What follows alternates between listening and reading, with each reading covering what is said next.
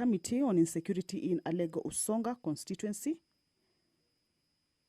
Also, the Honorable Member for Alego Usonga will be seeking responses from the Administration and Internal Security on the tragic death of Tom Adala, Assistant Director, NIS. Honorable Samuel Arama from Nakuru Town.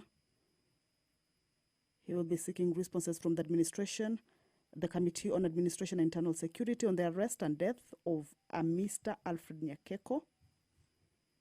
Honorable Mark Monje from Embakasi West. Still from the same Committee on Administration and Internal Security. The statement is with regards to fire incidents in Nairobi County. And the Honorable Member for Konoin, Honorable Brighton Yagon, also responses from the Administration and Internal Security Committee with regards to disappearance of Frenda Chepngeno, student at Catholic University of East Africa. This is with regards or pursuant to the House Standing Order number 44, paragraph 2, part C, that these members will be seeking responses to this morning from the relevant committees. But as you can see, that is the Deputy Speaker of the National Assembly, Honorable Gladys Boss. The mess is ahead of her. She's making her way into the chambers. She will be presiding over this morning sitting. Allow me to hand you over to this live broadcast that is brought to you by the Parliamentary Broadcasting Unit in partnership with KBC. Good morning. Honorable members, let us pray. Almighty God, who in your wisdom and goodness have appointed the officers of leaders and parliaments for the welfare of society and the just government of the people, we beseech you to behold with your abundant favor as your servants whom you have been pleased to call to the performance of important trusts in this republic. Let your blessings descend upon us here assembled, and grant that we treat and consider all matters that shall come under our deliberation in so just and faithful a manner as to promote your honor and glory, and to advance the peace, prosperity, and welfare of our country and those whose interests you have committed to our charge. Amen.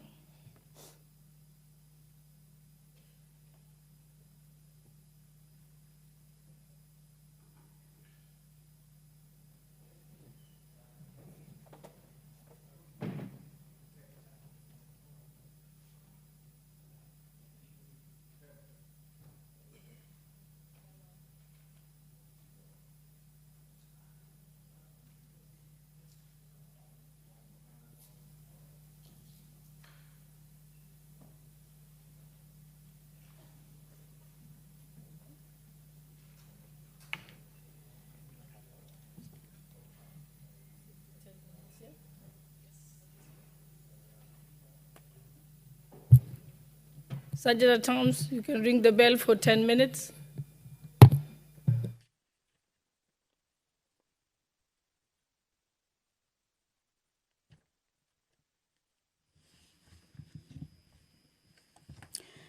The prayer has been said and the chair has been taken, but the House lacks the requisite quorum. That is the Majority Chief Whip, Honorable Silvana Sosoro, was just walked out of the chambers. Of course, he is expected to be whipping the members who may be within the precincts of Parliament but have not yet made their way into the chambers, to whip them and have them make their way into the chambers to allow the House achieve that required number for the House to commence its business. 50 members are needed inside the chambers. So what we will be seeing from now until when that quorum is achieved is members will be making their way into the chambers. The sergeant are also keeping tabs with the numbers. Once that quorum is achieved, then the business will commence. The members of the National Assembly this morning will also consider, or we will have the Environmental Professionals Institute of Kenya bill, a bill originating from the National Assembly, bill sponsored by the Honorable George Gashagwa. This is a bill that is lined up for first reading.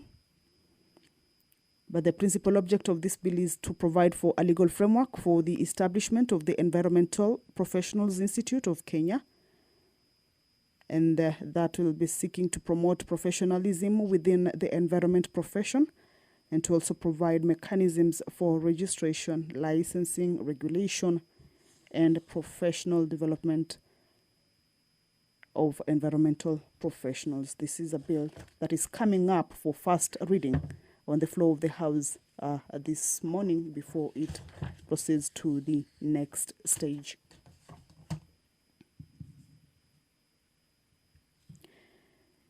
There is also a bill by the Honorable Member Martha Wangari. This is a bill on the births and deaths registration amendment bill, also a bill originating from the National Assembly, coming up for first reading. The births and deaths registration amendment bill number 37 of 2024 seeks to provide that the Cabinet Secretary shall establish at least one births and deaths registration office in each constituency. Currently, there are only 143 births and deaths registration centers in the country, and therefore this service may not be reasonably accessible to all parts of the country as required by the Constitution.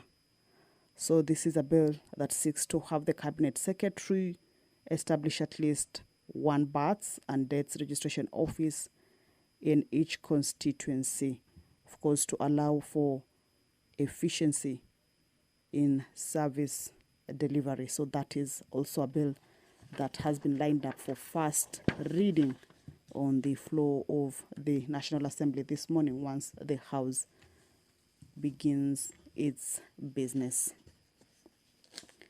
As indicated earlier, is that the Joint Committee of the National Assembly, Departmental Committee on Administration and Internal Affairs, together with the Senate Standing Committee on National Security, Defense and Foreign Relations, tabled their report to the House. Senate concluded on this particular business, and the National Assembly is this morning set to also conclude on this business, that is consideration of the report from this committee of a nominee for appointment as the Inspector General of the National Police Service. In their recommendations, the committee indicates that it considered the suitability, competence, experience, and integrity of Mr. Douglas Kanja Kirocho, and following the approval process and taking into consideration its observations and findings, the committee has recommended that Parliament approves the nomination of Mr. Kanja for appointment as the Inspector General of the National Police. That is the Sergeant at Arms. That is an indication that the quorum has been achieved. You've seen also the... We may start. First order.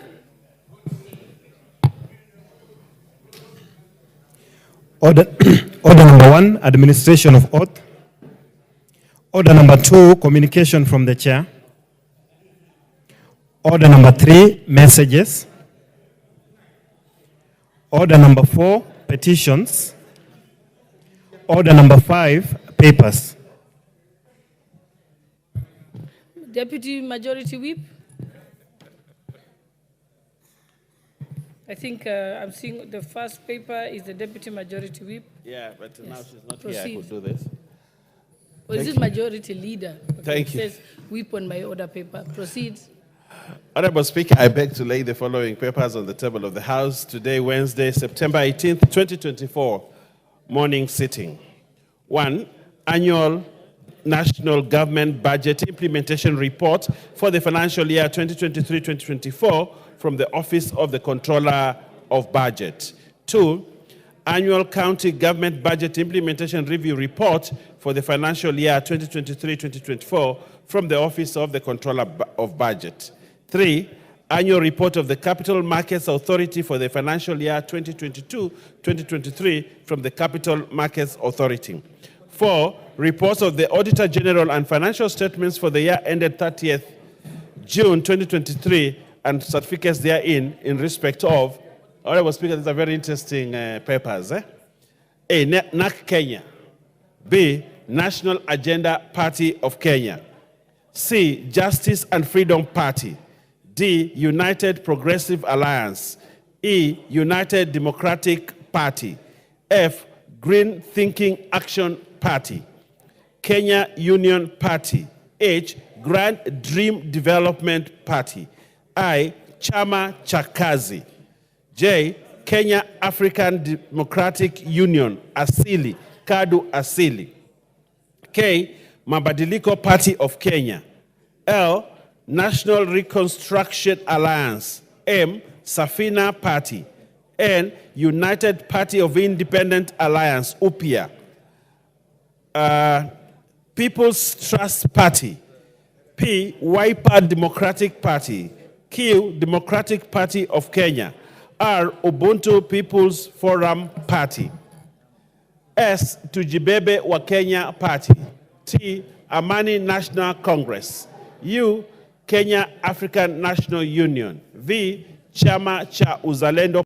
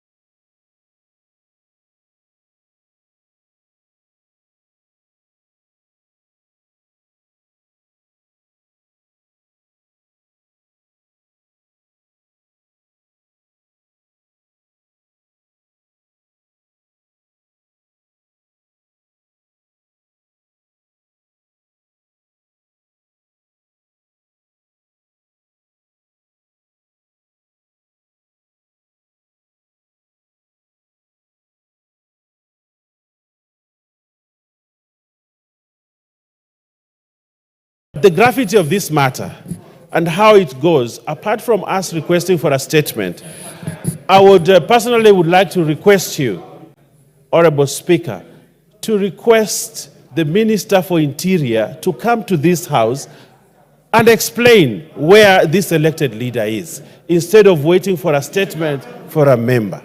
I think that will give it the weight that it deserves. It also pains me. I have never met this guy. I do not know him. But he's a leader in this country. And he needs to be treated at that level. And therefore, because if we do not take this seriously, it will happen to one of us here in this House. And if an elected leader from whatever constituency or ward he is coming from, this government must take it very, very seriously. And how serious we need to look is to invite the Cabinet Secretary for Interior to come to this House under the prevailing standing order to come and give us the full report about this MCA. I submit, Honorable Speaker.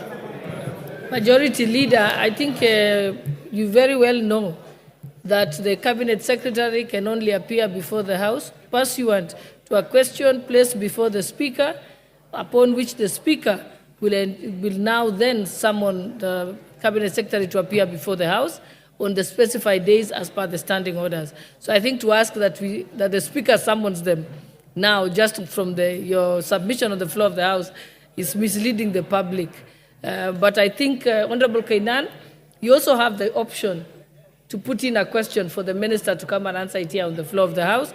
But as it stands now, what you have put before the House is that Honorable Tongoyo, Chairperson for Administration and Internal Security, can ensure that the question goes immediately to the Cabinet Secretary. So I think we can proceed to the next question. Commitment from the chair. He has talked about Tuesday. I totally disagree. Tuesday is very far. We want the chairman to bring a statement this afternoon, and you are capable. We need to empathize, Madam Speaker. An elected leader is missing. It's not a laughing matter. You can bring an answer, and I am persuaded by the statement by the Deputy Majority Leader. We will do that. But as we do that, my friend Gabriel Tokoyo, the Chairman, Administration Internal Security, can you bring a statement? You can because it's an emergency. You can bring a statement this afternoon. Okay, Honorable Tongoyo. Honorable Speaker, as much as I actually appreciate and I'm equally concerned by the disappearance of our colleague, but I want also to be considerate, and of course with all portability, maybe this afternoon may not be practical. Maybe in the bare minimum, let me bring the statement tomorrow in the afternoon, kindly.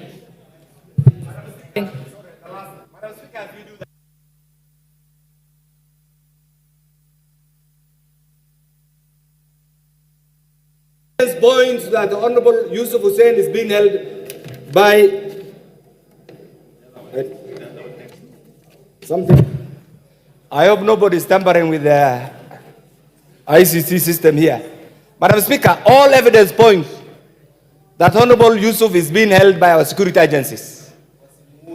Can you assure this House that we will find Honorable Yusuf alive as you bring that statement? Honorable Kainan, you have made your point, but let's not go further than begin to make statements that we cannot substantiate at the moment. I think we already have assurance from the Chairperson, Administration and Internal Security. Let us move to the next question. What's your point of order, Honorable Otiende? Madam Speaker, I do appreciate the issue raised by Honorable Kainan and the commitment to respond by the chair of the committee. But, Madam Speaker, I want to crave your indulgence and beg that you direct the chair to be broader than that specific instance. As we speak, it is sad that an elected leader is missing. But, Madam Speaker, it's in the public domain that there are about 6 other Kenyans who are also missing, in respect of whom there's been a court order for production and even a summoning of the acting IG, and the IG has not appeared in court and their whereabouts is still unknown. As we are worrying about the one leader, elected leader who's missing, let it not look like we only rise to action when an elected leader is missing. Let it be clear that no Kenyan should go missing, so that the statement in response should cover not just that one missing elected leader, but the others who have been missing for the last 4 weeks. I crave your indulgence, Madam Speaker. Honorable Tongoya stands advised, yes? Honorable Osoro. Honorable Speaker, in line with what the Honorable Kenan has actually brought before this House, about 4 weeks ago, my own driver had a very chilling experience with his firstborn daughter. The firstborn daughter got lost and never to be traced for the past 4 weeks. Was picked by some people in some street in Kisii town. And today, even as we speak, we really can't tell where the young girl is at 19. You know, the number plates that were picked by the eyewitnesses are not at the offices of the NTSA offices. So really, this is a serious thing that DCI should learn to invest in such things.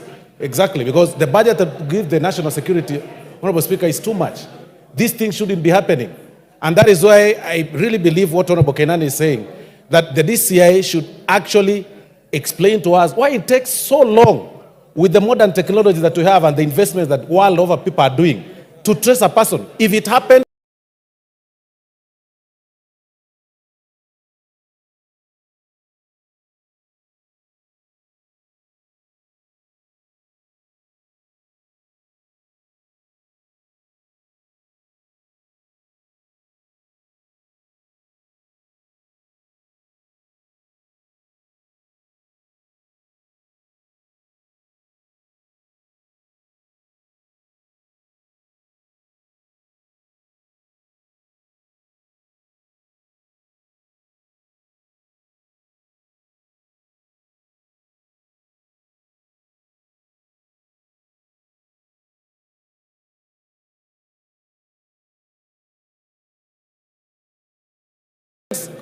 on an elected leader, a person who's actually been elected, then what to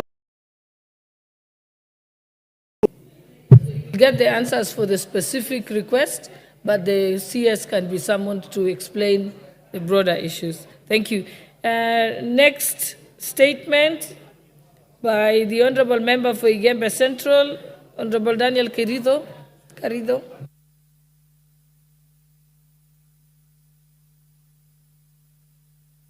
It seems like he's not present. Let's move to the next question by the Honorable Member for Kinango, Honorable Gonzi Rai. Thank you, Madam Speaker. Honorable Speaker, pursuant to the Provincial Standing Order 44 into brackets 2 into bracket C, I rise to request for a statement from the chairperson of the Departmental Committee on Transport and Infrastructure regarding the deterioration of the Marere Bridge in Kwale County. Honorable Speaker, the Marere Bridge serves as the sole transportation link between Mombasa Town and Kinango Sub-County, facilitating the movement of essential goods and services. However, over the years, the bridge has experienced significant deterioration due to recurrent flooding and inadequate maintenance. The condition of the bridge poses significant risk to public safety and impairs the economic activities in the region. Farmers face challenges in transporting their produce to markets, while emergency services are forced to use longer and less efficient routes. Honorable Speaker, it is against this background that I request for a statement from the chairperson of the Departmental Committee on Transport and Infrastructure on the following. 1, the current status of the Marere Bridge, which is a critical infrastructure for residents in Kinango Sub-County. 2, the specific measures being put in place by the government to reconstruct the Marere Bridge, including detailed timeline completion and the immediate intervention being taken by the Ministry of Roads and Transport in ensuring public safety and further ensure maintenance of the bridge upon its reconstruction. I thank you, Honorable Speaker. Chairperson for the Committee on Transport and Infrastructure, You're representing him? Yes, Okay, proceed. I'm a member of the committee, and on behalf of the chair, Madam Speaker, we ask for 2 weeks to be able to get the response from the ministry and transmit to the member. Okay, thank you.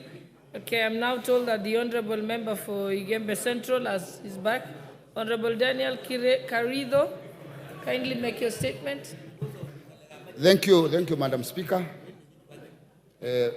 Request for statement regarding compensation claims for destruction of crops caused by the wildlife. Honorable Speaker, pursuant to the provision of Standing Order 44/2C, I rise to request for a statement from the chairperson of the Department Committee on Tourism and Wildlife regarding compensation for destruction of crops in Igembe Central constituency caused by wildlife. We have had cases whereby the wildlife, the elephants have destroyed the crops and even killed people. Honorable Speaker, Mr. Jeremiah Gitonga Loroti of identification number 9294-171 owns a farm plot number 4044A, Congo, situated in Baibario sublocation in Igembe Central constituency. In 2022, Mr. Jeremiah had planted crops, including green grams in the farm, measuring approximately 60 acres. Suddenly, elephants trespassed his property, damaging crops worth an estimated amount of 5,292,000. The damage was reported to the police under OMB number 0210-02-2022. Honorable Speaker, it's unfortunate that Mr. Jeremiah Loroti has since been following with the relevant agencies seeking compensation on the damage caused. The inordinate delay in remittance of the compensation has caused anguish and financial distress to the victim. Honorable Speaker, it is against this background that I request for a statement from the chairperson of the Department Committee on Tourism and Wildlife on the following. Detailed status of remittance of the compensation to Mr. Jeremiah Gitonga Loroti, provide a status report on actions being taken to remedy the situation and measures being taken to prevent trespass of wildlife animals to private property. Thank you, Honorable Speaker. Thank you. Next, let's have the responses from questions that had been asked previously.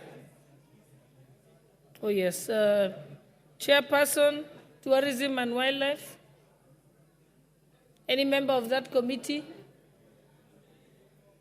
So I think we'll leave that to Leader of Majority. The Deputy Leader of Majority, you'll ensure that the Tourism and Wildlife Chairperson is able to give a specific time to the member. Thank you. Right, let us move to the answers from the previous questions. Chairperson, Committee on Agriculture and Livestock. You're supposed to answer to the question by the member for Lurambi, Honorable Titus Kamala. Honorable Mutunga, are you ready?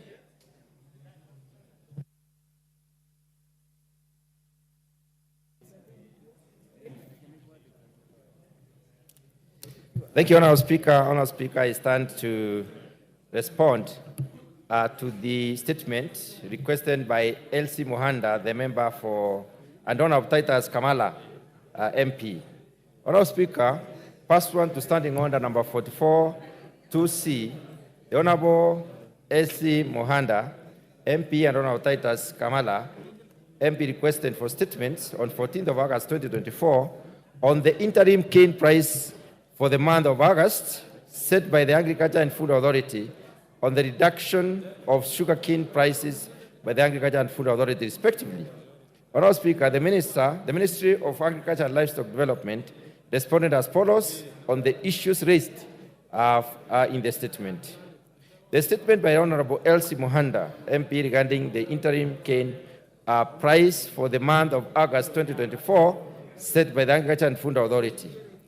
The honourable member wanted a comprehensive report on the rationale used by the Agriculture and Food Authority to set the interim cane price for August 2024 at 4,950 shillings per ton including the criteria used to determine this price. Honorable Speaker, there is a cane price setting committee within the Agriculture and Food Authority, and the cane pricing committee does use this formula to set the prices. Sugarcane prices are determined by the formula whereby the price of the cane per ton is normally equal to the net sugar price per ton multiplied by the farmer's sharing ratio over the ratio of the total, the tons of cane used to produce 1 ton of sugar. Honorable Speaker, the farmer sharing ratio is adopted at 50%. And the ratio of the tons of cane used to produce a ton of sugar is adopted at 10. So the 10 tons of cane produces one ton of sugar. So the net price is therefore equal to the average ex-factory price of sugar in the spreading month, in the preceding months, excluding VAT. So the interim cane price for August 2024 was set using that particular formula at 4,950 shillings per ton, and was set by the AFA using the pricing formula, which gives the minimum recommended cane price to be paid to the farmers based on the preceding 3 months average of ex-factory price. This is the one that factories use to bring in competition between to attract the cane suppliers. The second issue that the honourable member asked was to get the effective date of the interim cane price and the reasons why the circular issued by AFA on 7th of August 2024 did not specify clearly the start date, leading to confusion and retroactive adjustment by the millers. Honourable Speaker, the response goes as follows. Sugarcane prices are reviewed and the new prices determined on a monthly basis. Millers and farmers are notified within the first week of every month, and the prices are effective from the date of the letter to which the millers notifying them, of the new prices of the cane. The third issue that the honourable member needed clarification on was on an update of the measures being taken by the Ministry of Agriculture and Livestock Development to control the influx of cheap sugar into the country, which has contributed to price fluctuations, thereby undermining the development of the sugarcane farming in Kenya. The response goes as follows. Over the first 3 years, domestic consumption of sugar has outpaced the production, hence the need for importation to cover the deficit. The Ministry of Agriculture and Livestock Development is doing the following to achieve self-sufficiency. Just give me a minute to recognize some schools before they leave, then you'll continue. What? I said give me a minute to recognize some schools present so that I recognize them when they are still here before they leave. Okay, no, sir. Honorable members, I wish to recognize the presence of Royal Brain School from Kiambaa constituency, Kiambu County, seated at the public gallery. Also seated at the public gallery is Academy of Maisha Mazuri School from Matungulu constituency, Machakos County. Also seated at the public gallery is Mutomo Girls Secondary School from Kitui South constituency, Kitui County. And lastly, I wish to recognize the presence of Bonanza School, Embu, from Manyata constituency, Embu County. We welcome them to Parliament. Thank you. You may proceed, Honorable Mutunga. Thank you, Honorable Speaker. Honorable Speaker, the third issue that the Honorable Member sought clarification on was basically on the influx of cheap sugar, which is affecting the pricing of the commodity at the national level, and what the ministry is doing to have sustainable production of cane. Over the years, domestic consumption of sugar has outpaced the production, hence the need for importation to cover up the deficit. The Ministry of Agriculture and Livestock Development is doing the following to achieve self-sufficiency in sugar. Number one, improving sugarcane production. For the first time in years, the average monthly sugar production has hit 84,000 metric tons, against a demand of 80,000 metric tons, which is attributed to improved yields as a result of provision of subsidized fertilizer to the farmers. The second issue is that concerning improving the operational efficiency of factories, the government has put in place measures to inject private capital and operational expertise in government-owned factories through proposed leasing of the 5 factories to the private sector investors. And that issue concerning introduction of excise duty on imported sugar or imported brown table sugar is charged excise duty at the rate of 5 shillings per kilogram to cushion local sugar production from the exploitative cheap or cost of imported sugars. The fourth issue that the honourable member needed clarification on is the details on the consultations, if any, that were undertaken with sugarcane farmers and other stakeholders before the interim cane price was set, and whether the concerns of farmers regarding production costs were considered. And the response goes as follows, Honourable Speaker. The Sugar Pricing Committee meetings are usually held on a quarterly basis, and the farmers are often represented in these meetings. The second interim Sugar Pricing Committee was appointed in November 2023 for a period of 6 months. The committee held its last meeting in May 2024. Since the Sugar Pricing Committee was not in place, AFA Sugar Directorate issued the advisory setting the price per ton of sugar at 4,950 shillings in August. So the simplified cane pricing formula placed the theoretical price of sugar at 4,828 per ton, but this was adjusted to 4,950 per ton after consultations with the stakeholders. The fifth issue by the honourable member, Moanda, was she needed a detailed information on the composition and status of the constitution of the Cane Price Pricing Committee, including whether there is representation from sugarcane farmers in the current structure. And the response from AFA is that AFA requests the nomination of members representative from the umbrella outgrower institutions, miller associations, and council of governors. The current members were nominated by the respective organizations, and the current membership of the committee is drawn from the Ministry of Agriculture and Livestock Development, the Agriculture and Food Authority, the Kenya National Federation of Sugarcane Farmers, the Kenya Sugarcane Millers Association, and the Council of Governors. 5 members. The statement sought by Honorable Titus Kamala needed the Ministry presents a report on the factors and indicators that the Agriculture and Food Authority used to determine the new sugarcane prices. And the response, Honourable Speaker, is exactly the same as the response given to Honourable Muhanda, which is the price the formula that is used in pricing the cane. And the other issue that Honourable Kamala needed clarification on is the mechanisms in place to ensure the price regulations are made with adequate input from relevant stakeholders, particularly farmers and millers. And the response is that sugar prices are reviewed and determined by the Sugarcane Pricing Committee, and the Sugarcane Pricing Committee comprises of members from the different institutions, and these institutions are as follows. The chairperson is appointed by the Cabinet Secretary from amongst the members of the Sugarcane Pricing Committee, and one person is nominated by the Ministry responsible for matters relating to the agriculture and appointed by the CS. 2 persons are nominated by AFA and appointed by the CS.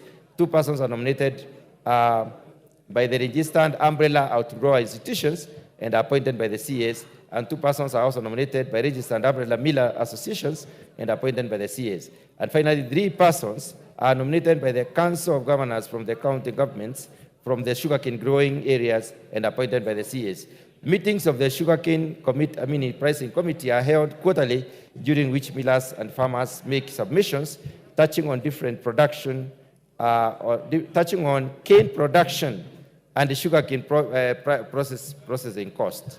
The submissions are taken into account while determining the price of sugarcane. Now, the price of, the sugarcane.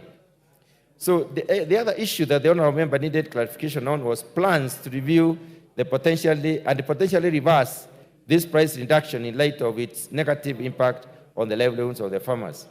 And the response is that the Cabinet Secretary of the Ministry of Agriculture and Livestock Development appointed the third interim pricing committee on 16th of August 2024, and the committee held its first meeting on 21st of August 2024, where the sugarcane prices were reviewed and to Kenya shillings 5,000 per ton.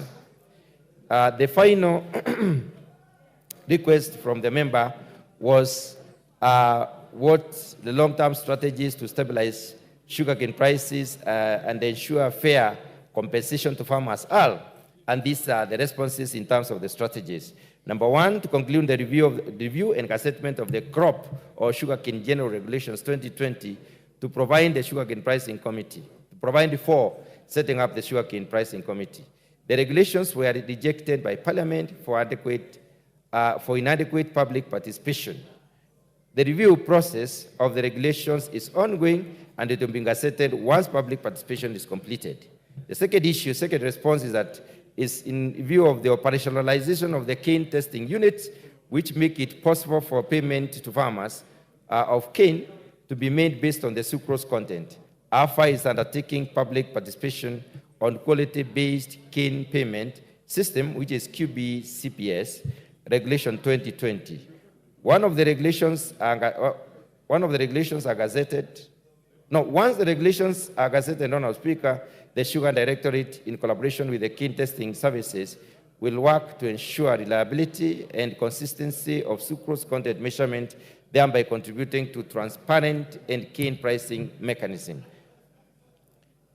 The third response is development of a mechanism for sharing proceeds. The Sugar Pricing Committee is supposed to work on a mechanism of equitable share of proceeds from disposable sugar and byproducts between millers and growers.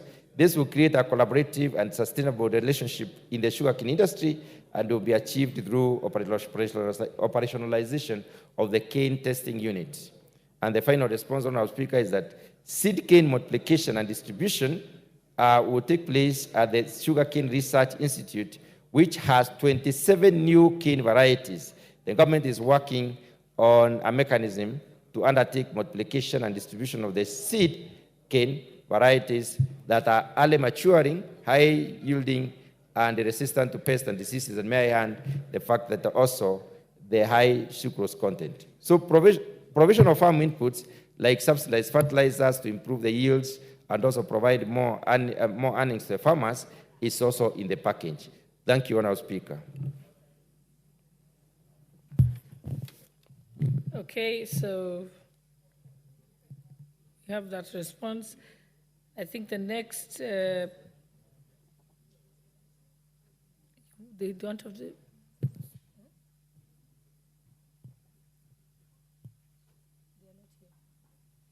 Honorable Elsie is not here. Oh, you're back. Okay. You weren't present when he started answering. That's why I was going to skip you. Okay, Honorable Elsie Muhanda, Kakamega County.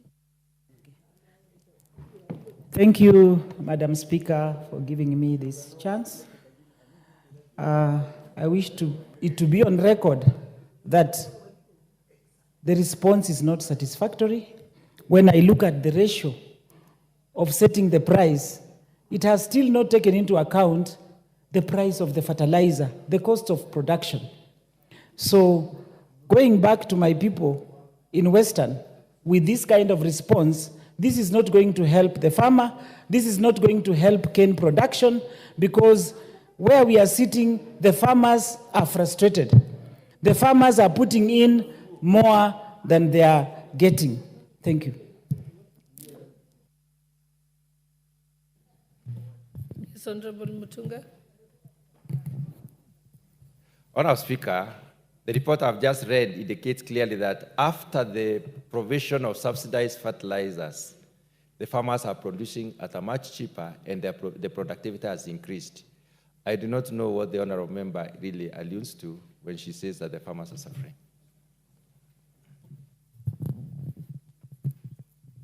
I think if there had been actual figures, maybe the member would have been more satisfied.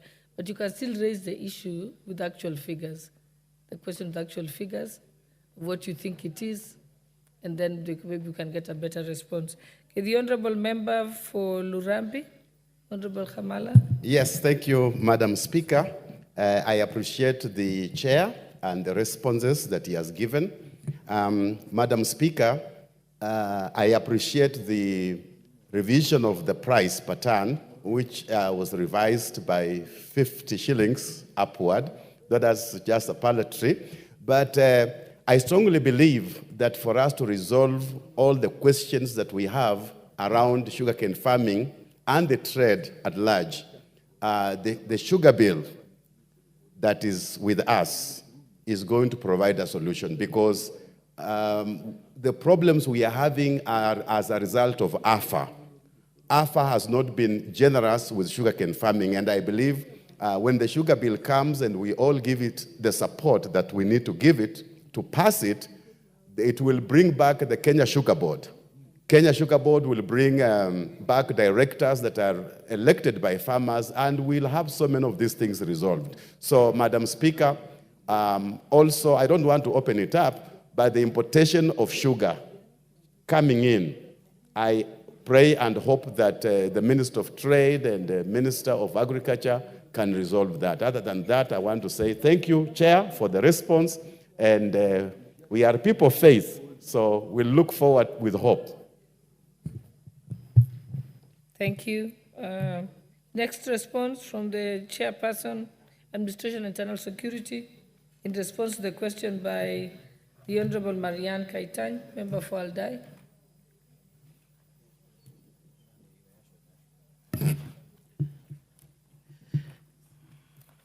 Member for Aldai, your answer is here.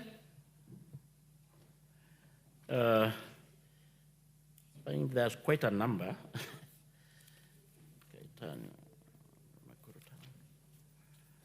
Yeah, actually, the remaining 6 questions are all addressed to your committee. Which one do you want there to are start 6 of with? them. I can start with the Marianne question. The one by Member for Aldai?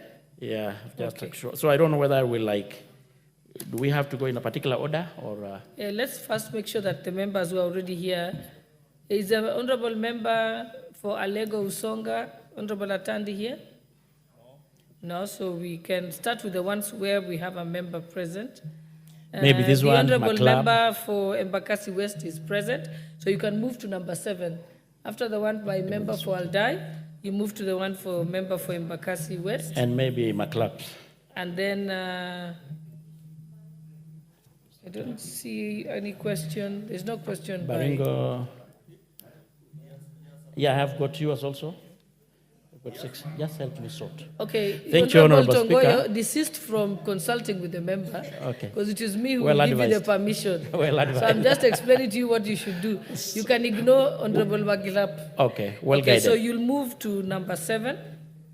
And because the Honorable Member for Embakasi, Mark Mwenjo, is here, and the Honorable Member for Koinoin, Honorable Brighton Yagon, is here. So just go to 3, 7, and 8 first in that order, because Thank you.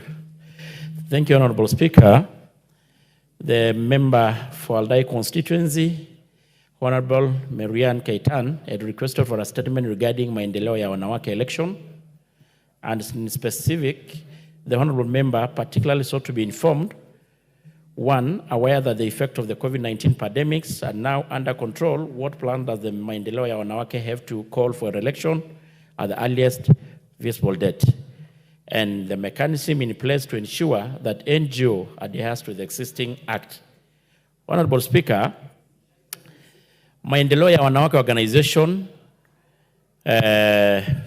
famously known as MYWO, was registered in 2004 as an NGO and now transited as a public benefit organization under the new act in the mandate to ensure and empower women and families through various capacity building intervention that promote social, economic, and technological status of Kenyan women.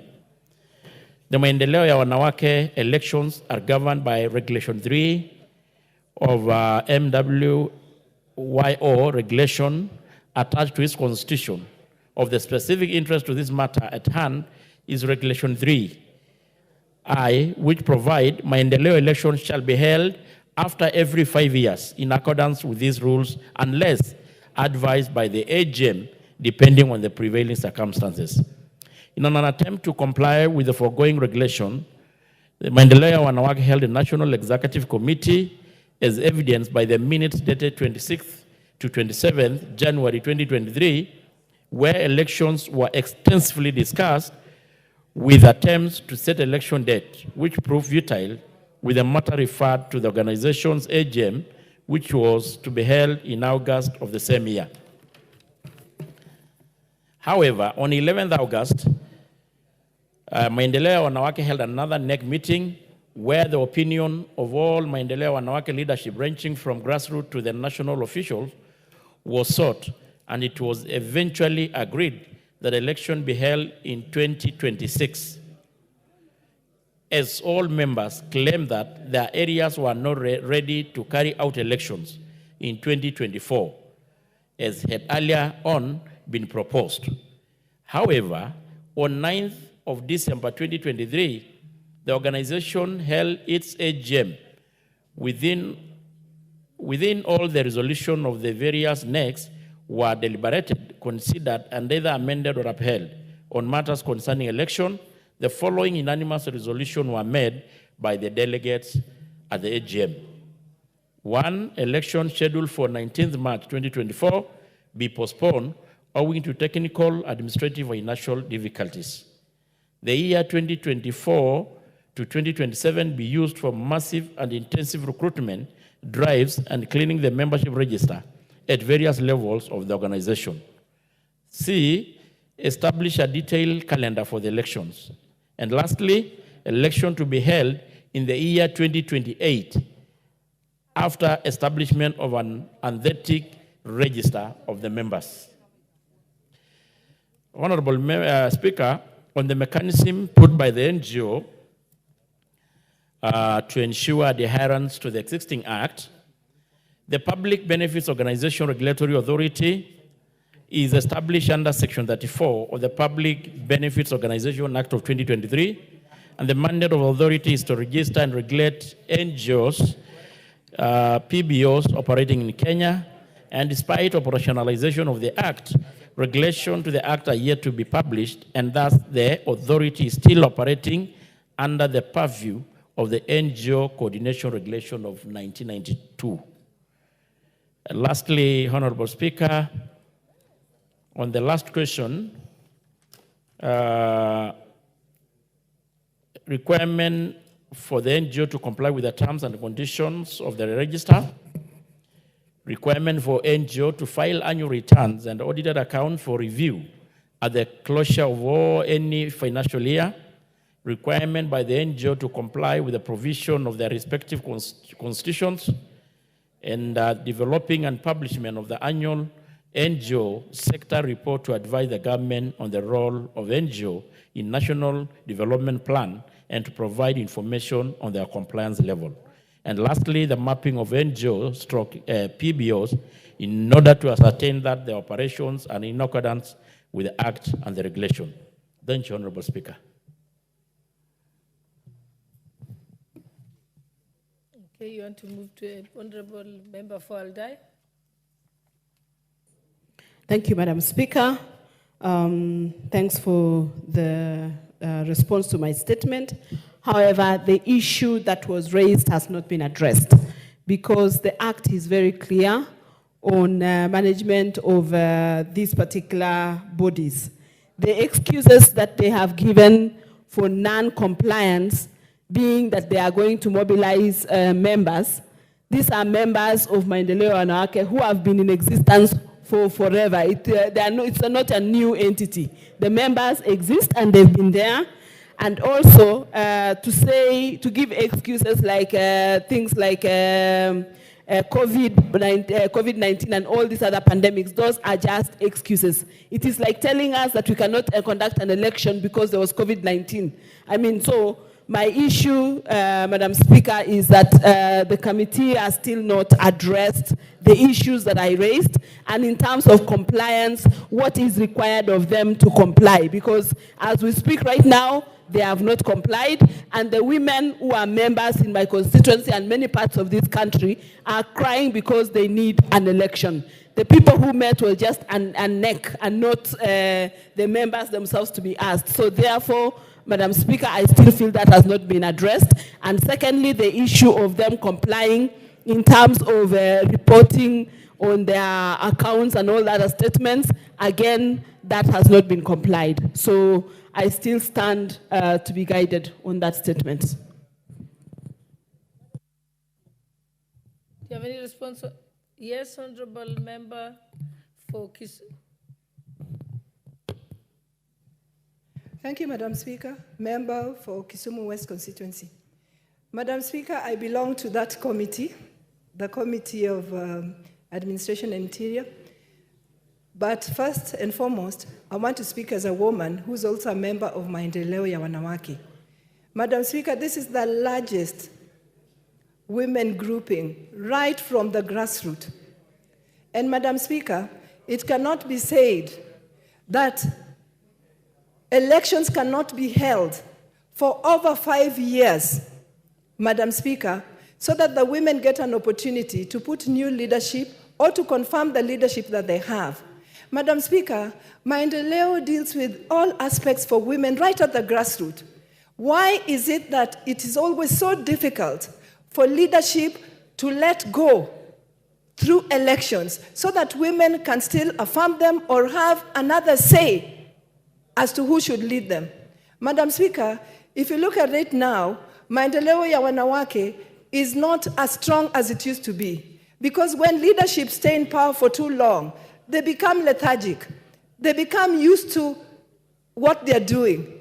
And Madam Speaker, they deny the organization an opportunity to invigorate leadership and to allow new young leadership to take over. Yet we know that the world is changing and needs of women, like everybody else, is also changing. Madam Speaker, as much as I belong to that committee, I want to say that Maendeleo ya Wanawake needs to have an election, and reasons for them not having an election is not well explained by my chairperson in that response. Madam Speaker, I thank you. Thank you. Honorable Tongoy, I hope you've taken note of that. Okay, so we can move to the next answer. Asked by the Honorable Mark Mwenche, member for Embakasi West. Thank you, Honorable Speaker. In response to the question that was asked by the member for Embakasi West constituency, Mark Mwenche, who had sought a statement regarding the fire incident in Nairobi County. He stated that on the 2nd August 2024, the market adjacent to Thika Road Mall was destroyed by fire. On the following day, the Toi, Umoja 2, Mathare 4A, Kayole, Kibondeni in Kangware, and Bondeni in Kibra markets were also destroyed by fire. The honorable member sought in particular a detailed report on investigation conducted by the ministry to determine the cause, the relief measure that the government is putting in place to ensure the traders who lost their livelihood are compensated.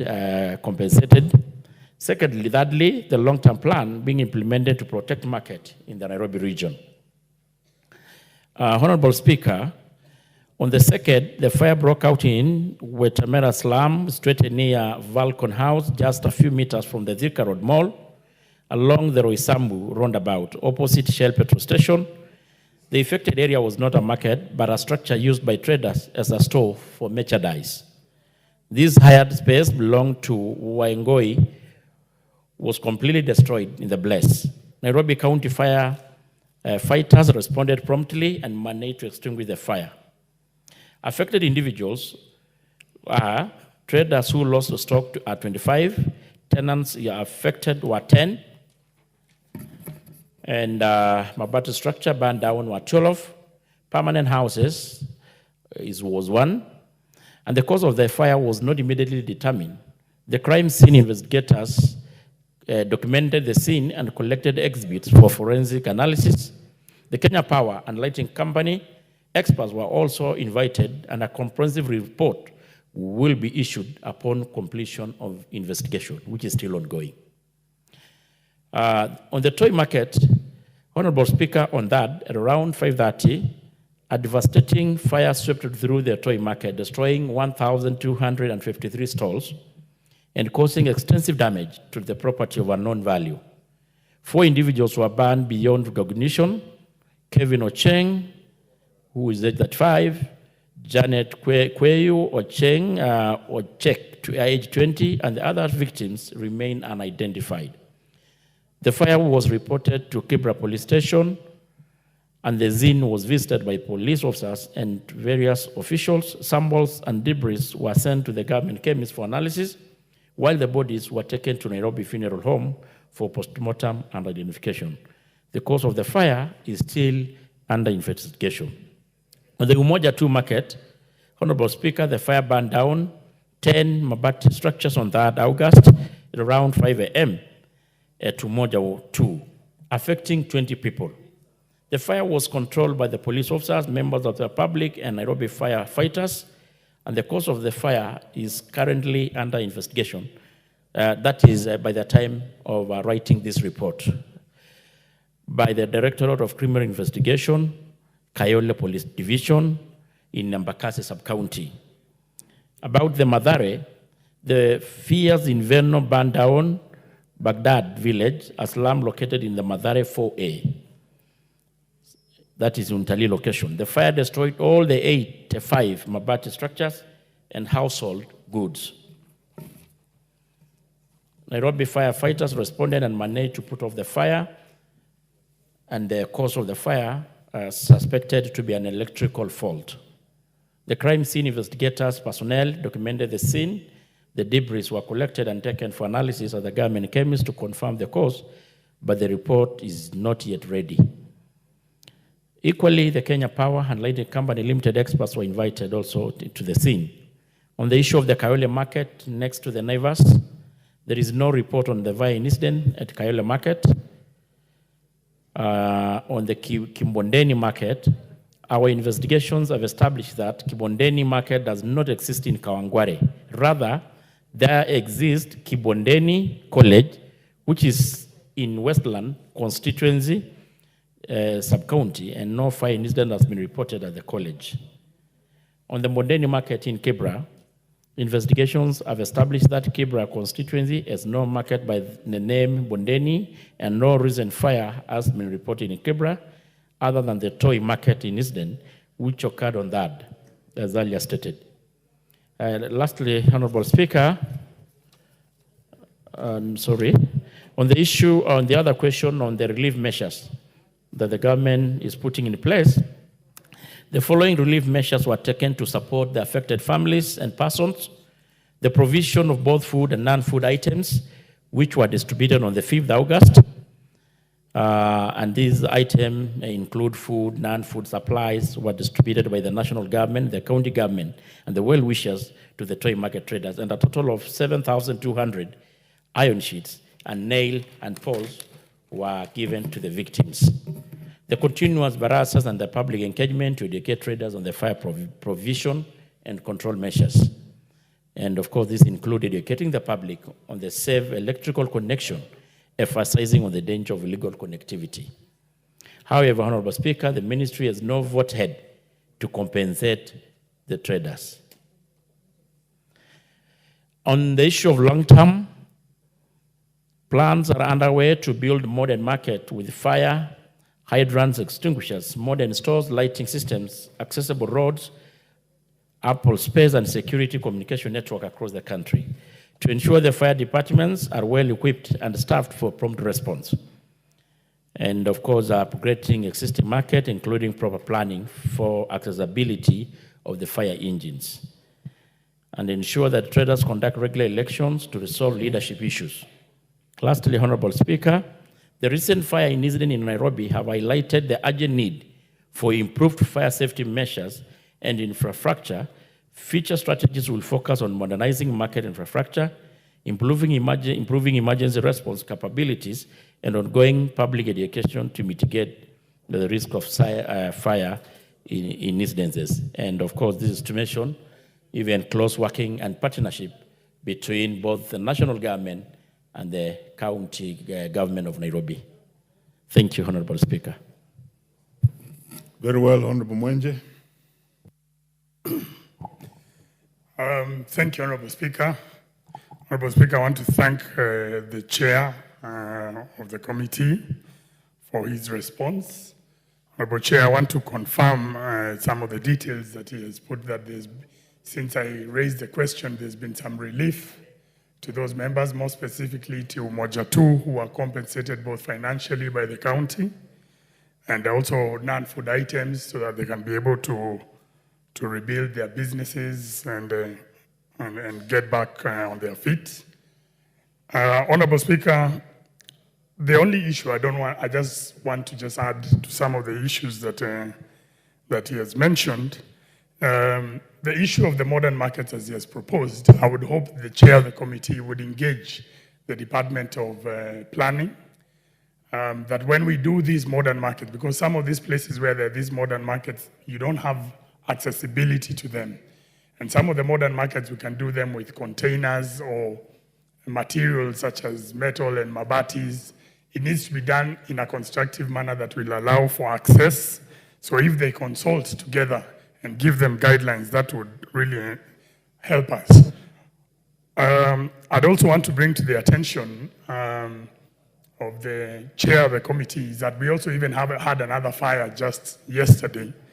And one of the issues that I even raised with the president the other day was in Nairobi, the constituencies are not sub-counties. So you have less DCCs. Now, the other day, on Monday, actually, the president sat down with the entire administration and agreed that every constituency should be a sub-county. If the chair of the committee can ensure that happens in Nairobi, it will ensure that you have 17 DCCs in relation to the 17 constituencies. In these areas, you can ensure there are hydrants where water can be collected, because what will happen is that you have a fire in Mukuru or Umoja 2, but the truck has to leave and go somewhere else to get water, to come back. By the time it comes back, the fire has really spread. If you have these, if we ensure what the president gave as a directive on Monday, if that is followed, then I can assure the chair that you'll be able to respond quickly to these incidences within Nairobi, and you'll be able to ensure that you can change the face of Nairobi, ensure these services reach people, these relief efforts reach the ground, and even compliance. Those areas where roads have been blocked for accessibility, for fire engines, for relief measures, if you have these DCCs resident in their various constituencies, that will be able to really assist. Otherwise, I want to thank the chair because I know the personal effort you took to make those phone calls. They reacted even before you brought your statement. They reacted and relief went to some of those areas. And I want to thank you for the good job that you've done. So thank you very much. Thank you.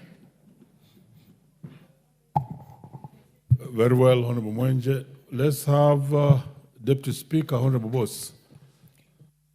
Allow me to say something about these fires that have been very prevalent in our country. I think, first of all, it's not enough to constantly, once the fire has happened, to try and compensate the victims or to try and ask the government to help. I think we have a responsibility as the citizenry to ensure that wherever we are operating business, we must confirm that it is capable of being able to deal with a fire tragedy, should it happen.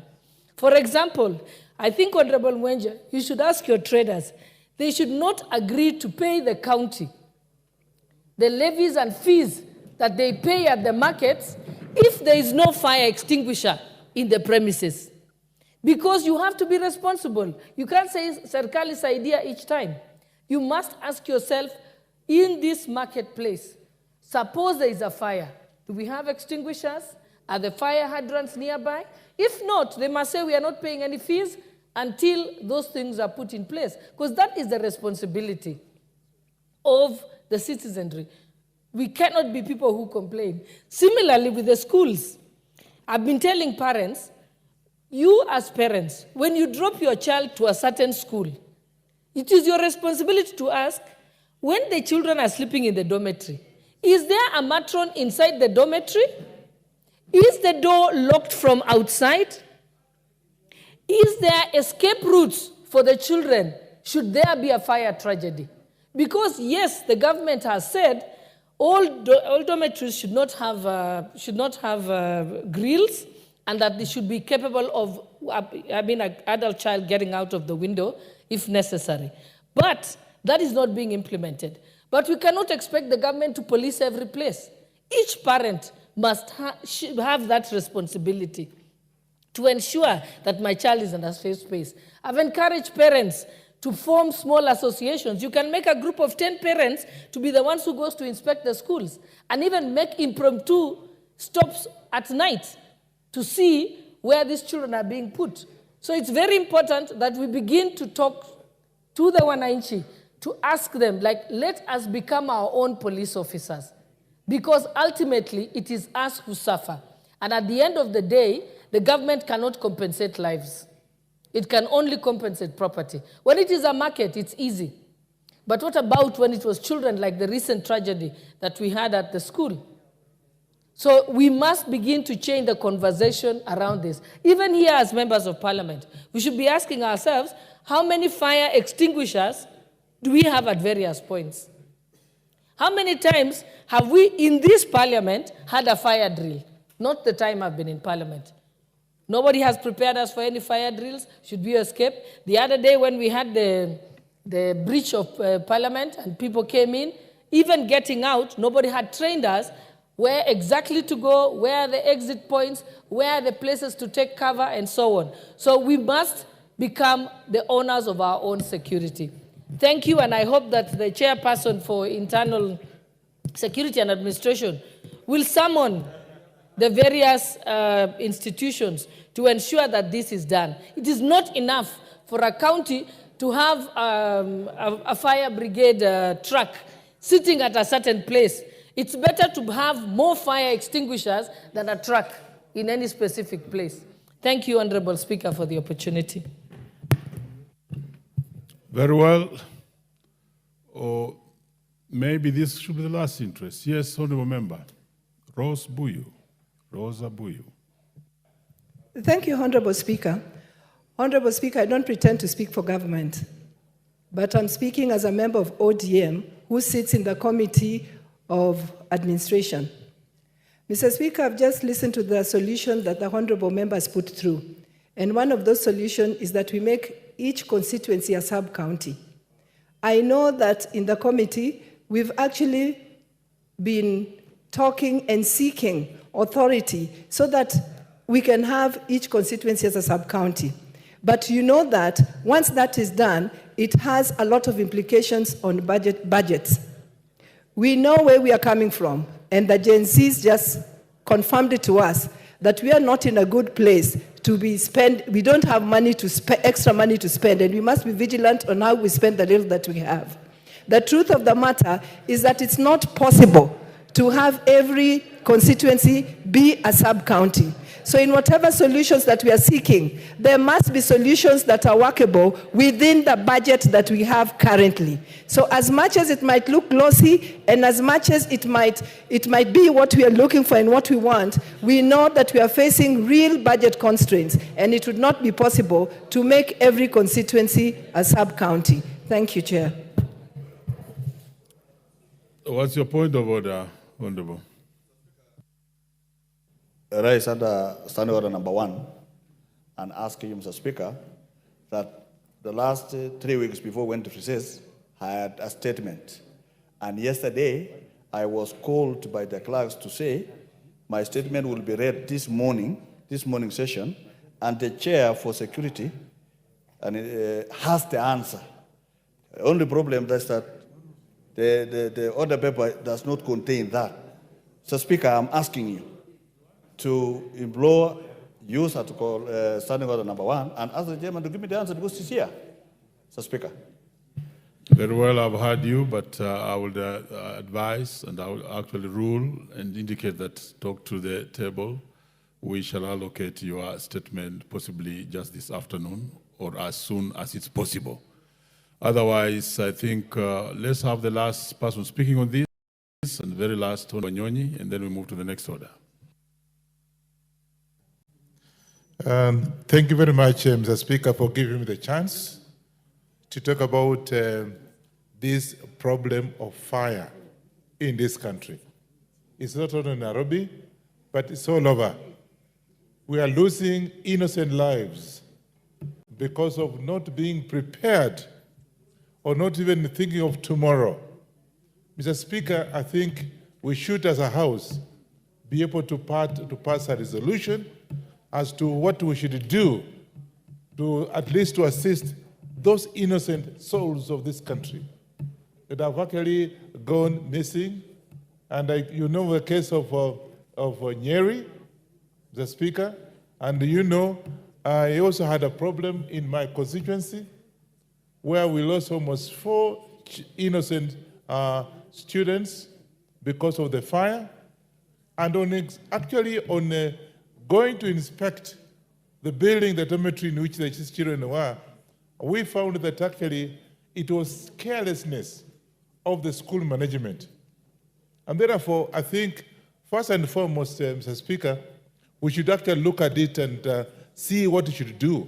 And somebody was saying, you can imagine fire is in the house and the door actually are closed inward other than outward. Secondly, no fire extinguisher in the schools. Thirdly, Mr. Speaker, there was nobody in that home. So I want to take this opportunity to ask this House that I think you should have the resolutions to be able to at least do something about fire problems in all the places, including the schools, particularly innocent souls in schools. And therefore, I want to support that statement made, and I've made my point. And I think, Mr. Speaker, before you cut me short, I also want to ask the CDF officers in our respective constituencies to be able to go around the constituency and check on schools, particularly the dormitories where our innocent children go to, that actually some of these problems are actually observed, and make correction accordingly to avoid further calamities in our schools. Thank you very much, Mr. Speaker. Very well. I'm not sure that that question was dealing with schools or dealing with toy markets. But I think there's a lot of juiciness on the matter affecting schools, and one of the honorable members could bring a substantive motion or petition on the issue of schools. Next order.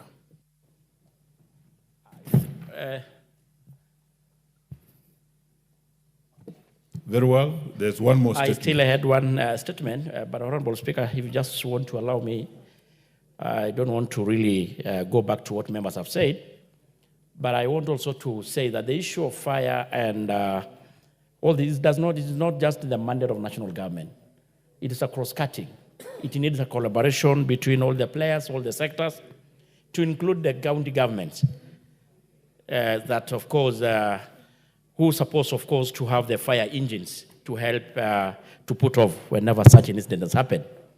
And it's very unfortunate, even in my own county, for the last 1 month or 1 week, we've been having a lot of cases of fire outbreaks. And it's very unfortunate that even county like Narok, with a lot of money, does not have even the simplest equipment like the fire engines.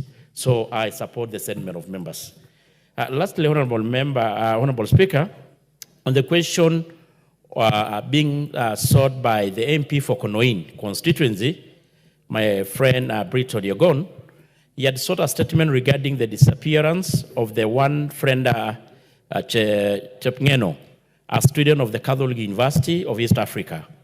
The honorable member particularly saw the following: the status of the investigation into the mysterious disappearance of the said person, which was reported at Rangatarongai police station on OB 7228, November 2023, and whether the family has been informed of the circumstances surrounding a disappearance and our whereabouts.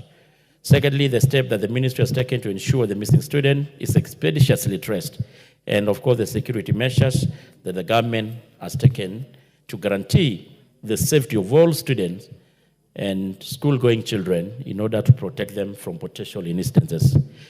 Honorable Speaker, on 28th November, one Freda Chepngeno, a student at Catholic University of East Africa, was reported missing with the Ongata Rongai police station number that I had stated.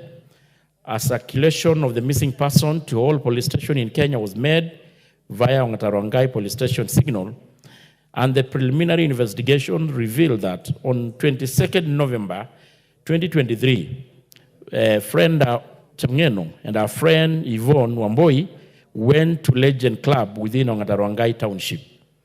They were in the company of their respective boyfriend, Mr. George Osawe and Edwin. They took drinks up to around 2 a.m. before Frenda with George to his residence at Liza Hills. And likewise, Yvonne accompanied Edwin to his residence. Frenda left her boyfriend's residence the following day at around 8 a.m. for an interview of Siron at Siron Hotel within Rongai. She never attended the alleged interview and has never been seen since then. An analysis of our call data and IMEI history revealed that on the 23rd November, same year at around 6 p.m., a different mobile line was activated in Frenda's handset and was deactivated on 26th at around 7 a.m.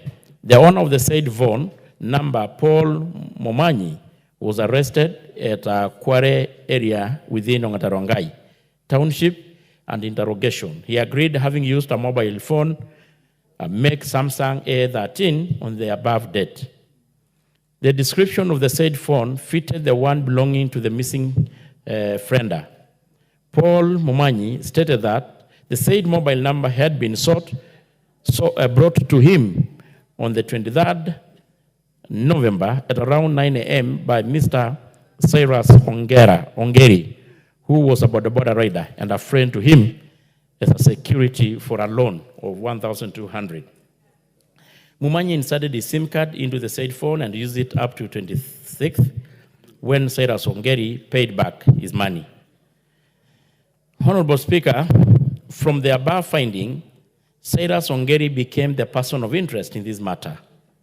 All efforts to trace him have been on course and still, by the time of writing this statement, being made to arrest him. The investigating officers, in a constant liaison with the Criminal Research and Intelligence Bureau, personnel from DCI headquarters for phone data and analysis and any technical assistance. Lastly, Honorable Speaker, the government has taken the following measures to ensure the security of all students and school-going children, the stakeholders' engagement with learning institutions on enhancing security of students, carrying out security sensitization and awareness to students in learning institutions, carrying out constant patrol to data and control criminal activities, and enhancing gathering of intelligence to enhance apprehension and prosecution of criminals, and arresting and prosecution of persons who have been established bars and illicit brew dens to close to learning institutions, which are hidden, which are hideout for criminal in some instances, and parents and guardians are urged to escort young learners to and from school to ensure their safety. Thank you, Honorable Speaker. Very well. The Honorable Member for Konoin is in the House. Proceed. Yes, Chair, Honorable Chair. Not satisfied with the answer, Honorable Chair. Why? Because Frenda Chepngeno disappeared last year, November. On the circumstances that the chair has put.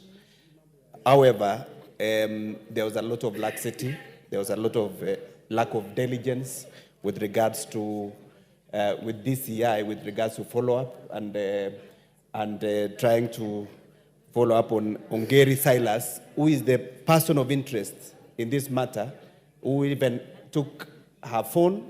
And Chair, you cannot disappear in this country and without trace, Chair.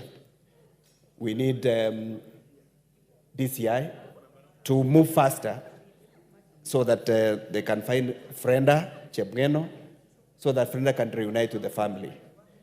I'm not satisfied with the answer, Chair. Chair. Speaker, as I agree with the member, we all know the issue of investigation. At times you cannot predict the timelines. But I want to commit to the member and of course to Kenyans and to this House that the DCI department will do anything humanly possible to do justice to one Brenda and make sure that the family, the people who are responsible are prosecuted. Thank you, Speaker. Very well. You have another statement?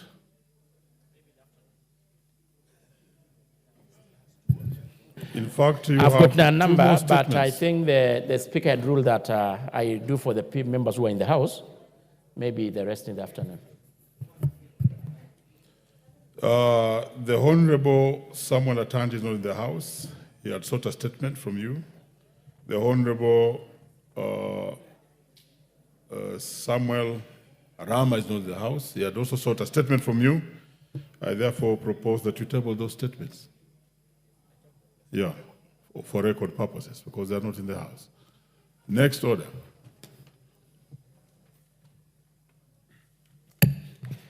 Order number 8, procedural motion, exemption of specified business from standing.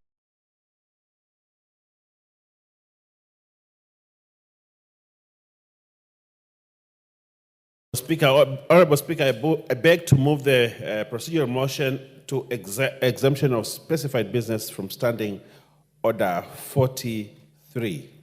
Honorable Speaker, that this House resolves to exempt the business appearing as order number 11 in today's order paper from the provisions of Standing Order 43, being a Wednesday morning, a day allocated for business not sponsored by the majority or minority party or business sponsored by a committee. Honorable Speaker, as I move this motion, we have very important business, especially in Order 11.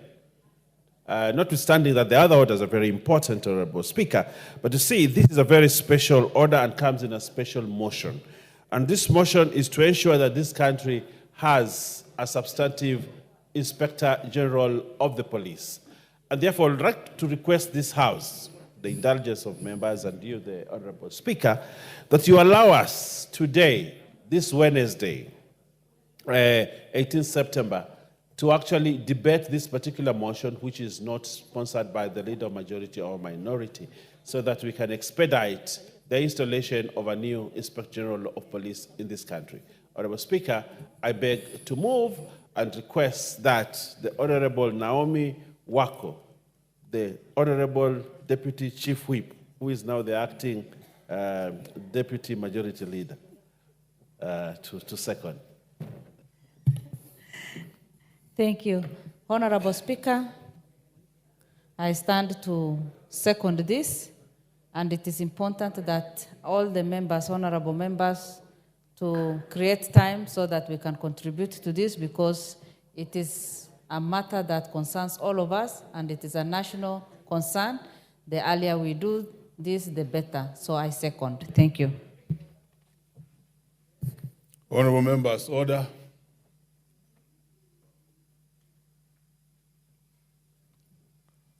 Honorable members, I propose the question that this House resolves to exempt the business appearing as order number 11 in today's order paper from the provisions of Standing Order 43, being a Wednesday morning, a day allocated for business not sponsored by majority or minority party or business sponsored by a committee. Do I put the question? Thank you, honorable members. Honorable members, I now put the question that this House resolves to exempt the business appearing as order number 11 in today's order paper from the provisions of Standing Order 43, being a Wednesday morning, a day allocated for business not sponsored by the majority or minority party or business sponsored by a committee. Will as many of that opinion say aye? Aye. Will as those of a contrary opinion say nay? The ayes have it. Next order. Order number 9, the Environmental Professionals Institute of Kenya Bill, National Assembly Bill number 36 of 2024, first reading. A bill for an act of parliament to provide for the establishment of the Environmental Professionals Institute of Kenya, to provide for the registration, licensing, and regulation of the standards and practice of environmental professionals, and for connected purposes. Order number 10, the Birth and Deaths Registration Amendment Bill, National Assembly Bill number 37 of 2024, first reading. A bill for an act of parliament to amend the Birth and Deaths Registration Act and for connected purposes. Order number 11, special motion, consideration of a nominee for appointment as the Inspector General of the National Police Service. Leader. Honourable Speaker, I would like to request the chairperson, the honourable chairperson of the committee, the Honourable Tongoyo, to move this and that he will appoint the person that would second him. But then I will come in and debate, Honourable Speaker, with your indulgence. The Honourable Tongoyo, proceed. Thank you, Honourable Speaker, and thank you, Leader Majority. Honourable Speaker, I beg to move that this House adopt the report of the National Assembly Departmental Committee on Administration and Internal Security and the Senate Standing Committee, Senate Standing Committee on National Security, Defense, and Foreign Relations on the approval hearing of Mr. Douglas Kanja Kiroche, nominee for appointment to the position of the Inspector General of the National Police Service. Honorable Speaker, pursuant to the provision... Order, Honorable Tongoyo. Move the motion as it is on the order paper. Please. Read it as it is on the order paper. You can pass an order paper to Honorable Tongoyo. Very well. Number 11.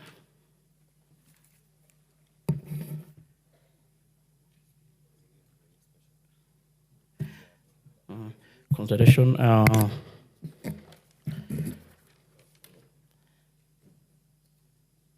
Kancha. Yeah, that's what I'm doing. Yeah. Thank you, Honorable Speaker. That taking into consideration, I beg to move that, taking into consideration the finding of the Joint Committee of the National Assembly Departmental Committee on Administration and Internal Security and the Senate Standing Committee on National Defense, Foreign Relations in report on the vetting of Mr. Douglas Kancha for approval as the Inspector General of the National Police Service, laid on the table of the House on the Tuesday, 17th September 2024, and pursuant to the provision of Article 247(2)A of the Constitution, Section 12(1) of the National Police Service Act Cap 84, and Section 8 of the Public Appointments Act Cap 7F. This House approved the appointment of Mr. Douglas Kancha Kiroche as the Inspector General of the National Police Service. Honorable Speaker,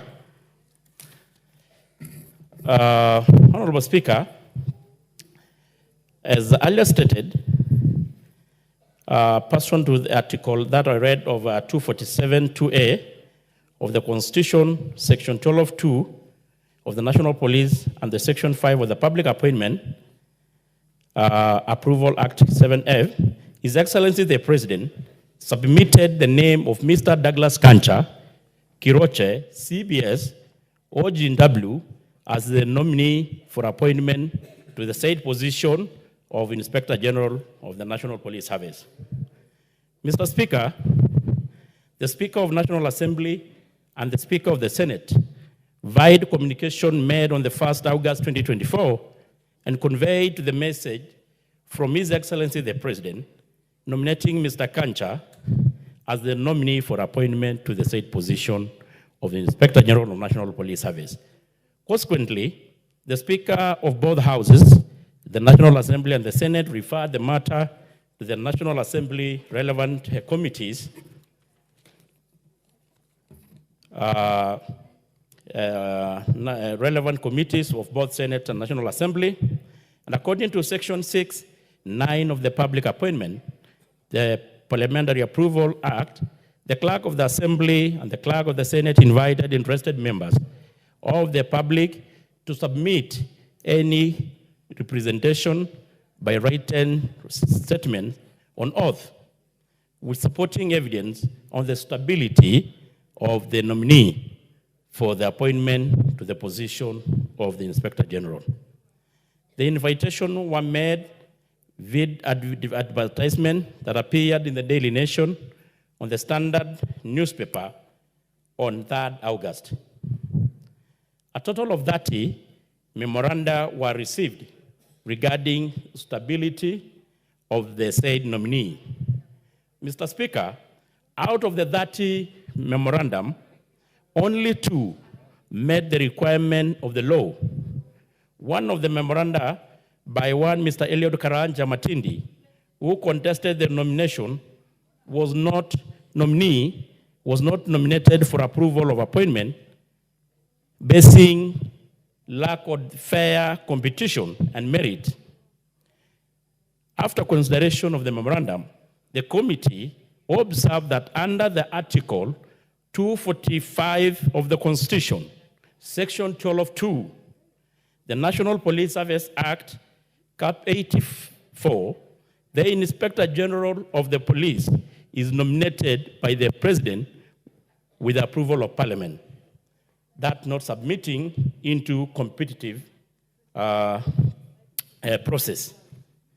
So we found that it not actually meet the threshold. On the other memorandum that we received was one by Engineer Madenge, who, of course, who contested the stability of the nominee, citing some conflict of interest and an issue they had over land. And after the committee interrogated, the nominee had responded satisfactorily to the issue raised by Engineer Madenge, to the satisfaction of the committee during the approval hearing. Mr. Speaker, this notification was followed up with a letter to the nominee inviting him to attend the approval hearing, which was done by the joint said committee. During the approval hearing, the nominee,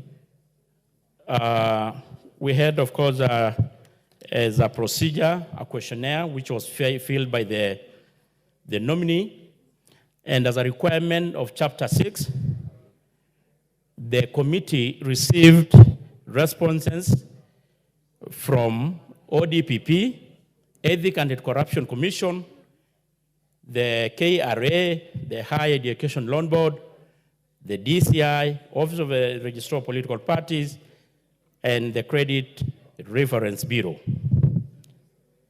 which all of them cleared the nominee. Mr. Speaker, pursuant to the provision of Article 118 of the Constitution, Section 6(3) of the Public Appointment, and Standing 45(3) of the National Assembly Standing Orders, and the Standing Order 77(2) of the Senate Standing Order, the Clerk of the National Assembly and the Senate, by way of advertisement in the print media, notify the general public of the intention of committee to attend the approval hearing. And for record, Honorable Speaker, we had actually a handful number of Kenyans who were in the vetting in the room during the process. The committee on 13th August 2024 undertook the approval hearing. That was on a Thursday. A pre-hearing, and on 15th August 2024, the joint committee of both houses conducted the approval hearing, and they were guided by the provision of the Constitution and the Public Appointment Act of the National Police Service. During the approval hearing, Mr. Speaker, the committee considered nominees' duly filled questionnaire, the curriculum vitae, the candidate academic credentials, professional training and experience, and the personal integrity and the background to assess the stability of the candidate for the said position. The committee made several observations, Mr. Speaker. The nominee, until his nomination to the said position, was acting Inspector General of Police. He had served this republic in the service for 39 years, the record 39 years. And he started working as a constable since 1985 and rose through the ranks to the position of DIG before he was actually made the acting IG. From the police constable, the nominee had actually worked almost in every part of this country, to include the remotest part, and more importantly, the North Rift, and even the Northeastern, which are areas that are considered to be most insecure in this country. The nominee, Mr. Speaker, had on the issue of course, academic qualification, which is a requirement of law.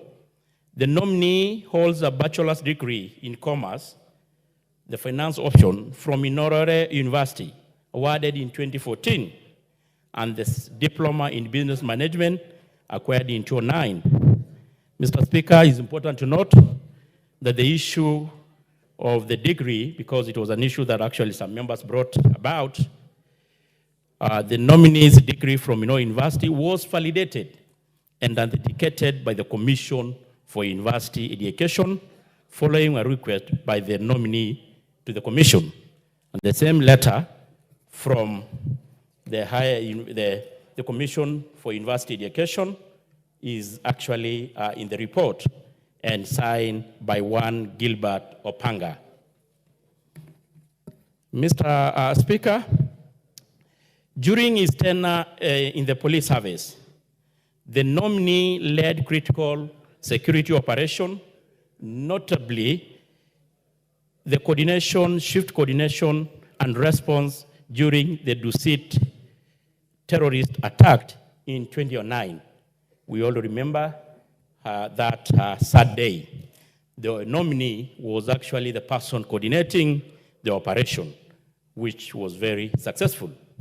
Besides, the nominee led several operations to include Operation Fagia Msitu in Boni Forest in Lamu County, which had actually tremendously reduced the terrorist activities in the region. The kind of the tranquility and the peace we have in that region, to a big extent, is attributed to the effort of the nominee before this House today. The nominee, Honorable Speaker, holds several awards in recognition of his outstanding and distinguished service to this nation in various capacities and responsibilities. And I think I'd earlier included a mention that he has actually worked virtually in every corner of this country. So he's a man that he knows every corner of this country like the palm of his hand. While serving as the acting Inspector General, the nominee demonstrated strong leadership abilities and managerial skills. And actually, when we were doing the supplementary, because he was acting then, we actually saw a man who is a team player, which is a critical leadership skill for a person of that position, Mr. Speaker.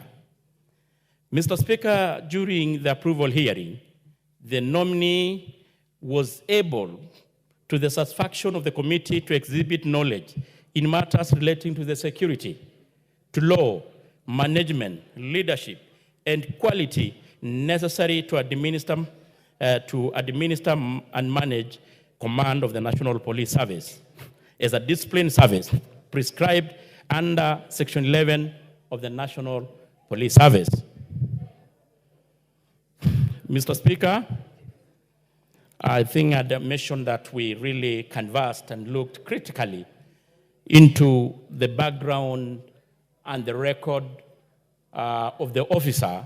And it was very impressive to note that for having that 9 years, this is an officer that has never been implicated in any issues of corruption, in any issue of indiscipline, or any wrongdoing. Is an officer who his level of discipline is par excellence, and a very patriotic officer who is patriotic to this nation. Mr. Speaker, the nominee, as necessary from the interrogation and for experience spanning the almost 40 years, we were convinced that the nominee had the requisite experience and qualification to hold the office of Inspector General of National Police Service. Mr. Speaker, among the very critical issues that I want to really discuss, we all know the current issues that are going in this country and the very needed reform in the police service, which are actually well enumerated in the Maraga Task Force report. And I want also to mention that even as we speak, this morning, His Excellency the President had launched the strategic plan to see the implementation of the police reform that were actually as stipulated in the Maraga report. And the committee was able to interrogate the nominee to see the stability for the said position. And we were convinced, Honorable Speaker, that this man is the best fitted man to implement and oversee the police reform. Mr. Speaker, we took the nominee through several very critical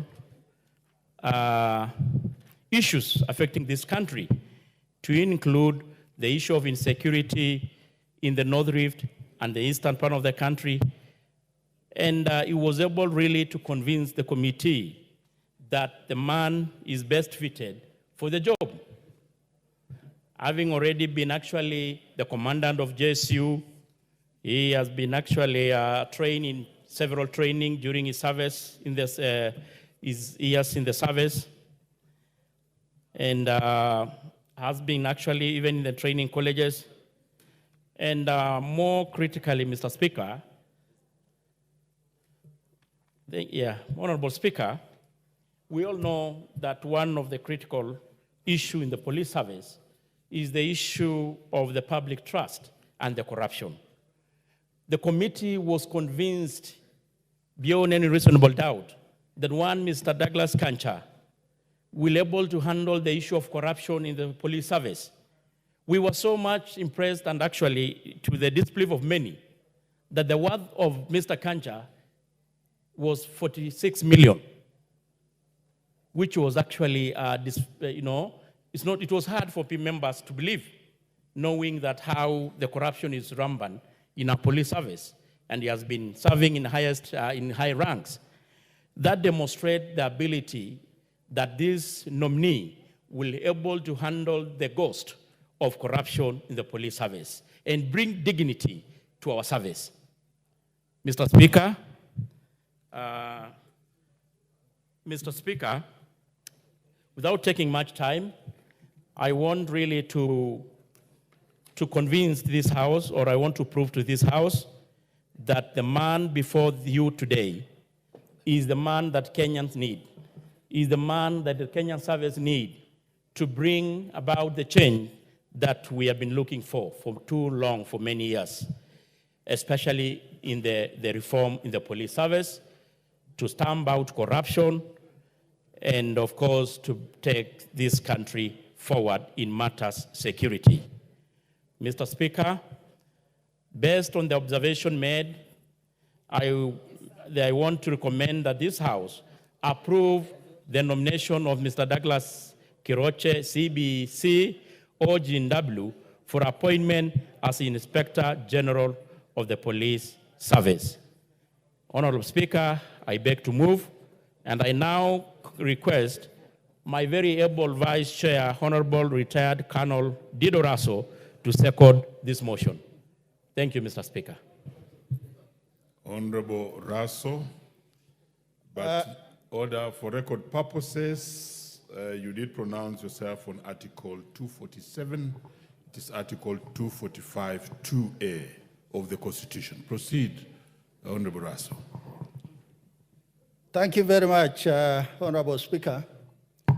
Honorable Speaker, I stand to second, and I want to say from the onset that I associate myself fully with the statement that has been made by my chairman, that Mr. Kanja has been found suitable by the Joint Committee of the Senate and that of the National Assembly.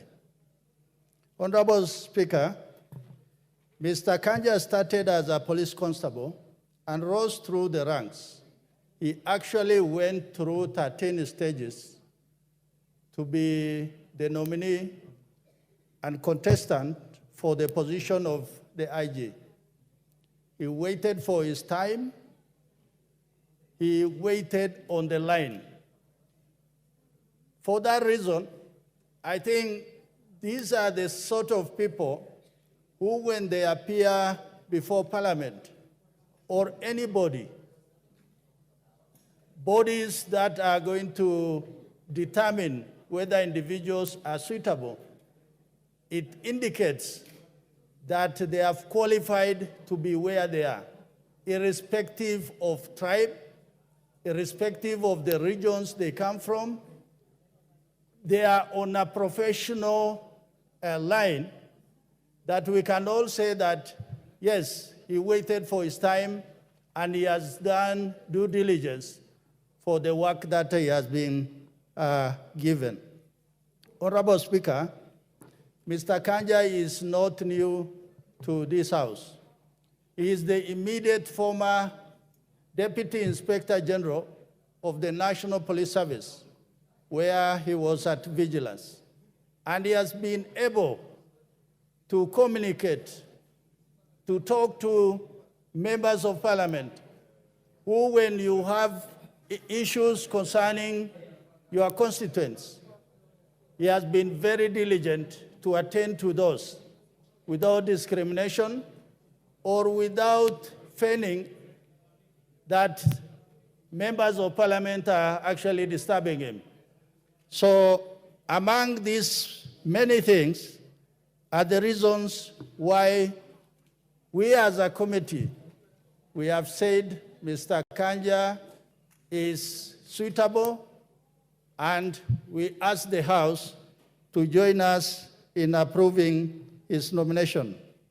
Honorable Speaker, there were memorandums which were presented about this particular nominee. And of those 23, it is actually mind-boggling to find for the first time a policeman at that level. Majority of the memorandum were positive. They were in his favor.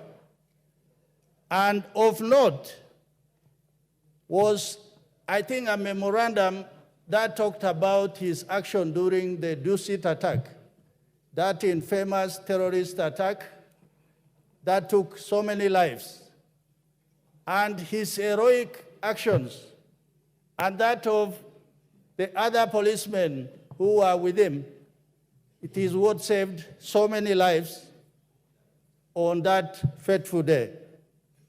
Honorable Speaker, as the chairman has already said, many questions were raised with this particular nominee, particularly on the issues of corruption in the police force, which is a teething thing.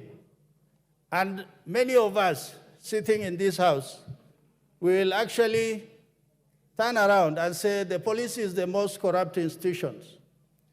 But one of the questions that this particular nominee was able to explain in very fine detail is that the issue of corruption is not just akin to the police force, but it is a societal problem that we must begin to tie it down from the early age, in primary school, in secondary school, so that the society is fully aware about the bane of corruption in our society.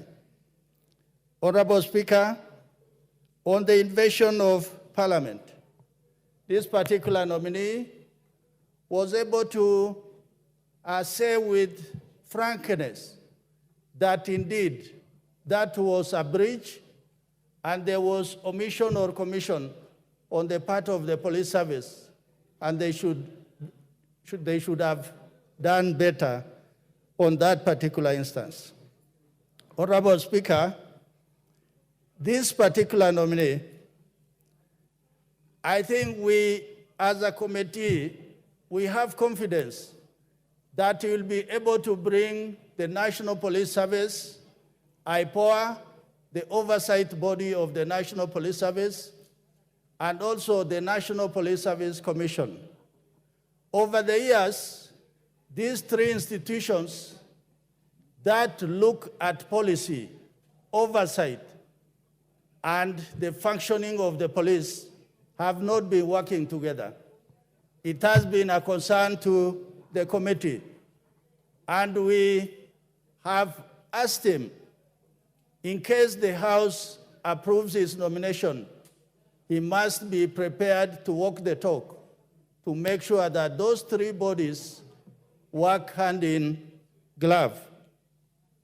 Finally, Honorable Speaker, it is the issue of the police.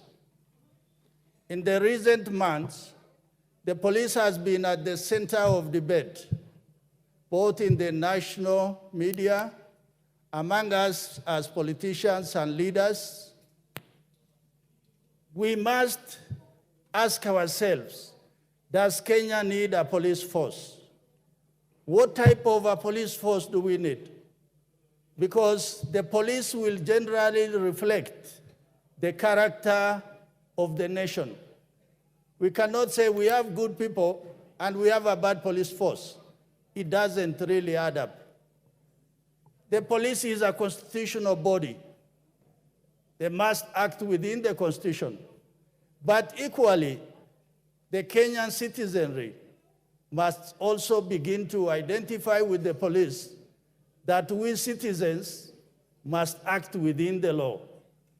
The police are there under the Constitution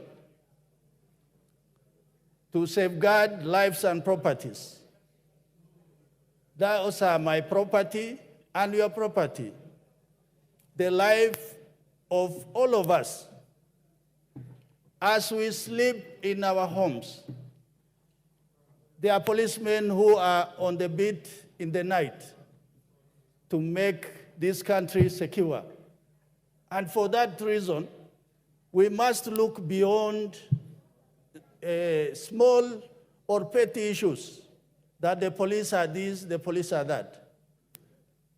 It is important to actually identify that today our police are doing a very good job in the Caribbean to restore normalcy to a country that had just gone to the dogs. And that is how professional this police force is. Finally, Honorable Speaker, I want to join my chairman to request the House to approve this nominee. Thank you, Honorable Chairman. Order, honorable members. Let me first, before I propose the question, acknowledge the presence of Ndundune Second School in the public gallery this morning. Ndundune Second School is from Kibwezi constituency, Makueni County. Honorable members, I now propose the question. Order, honorable members.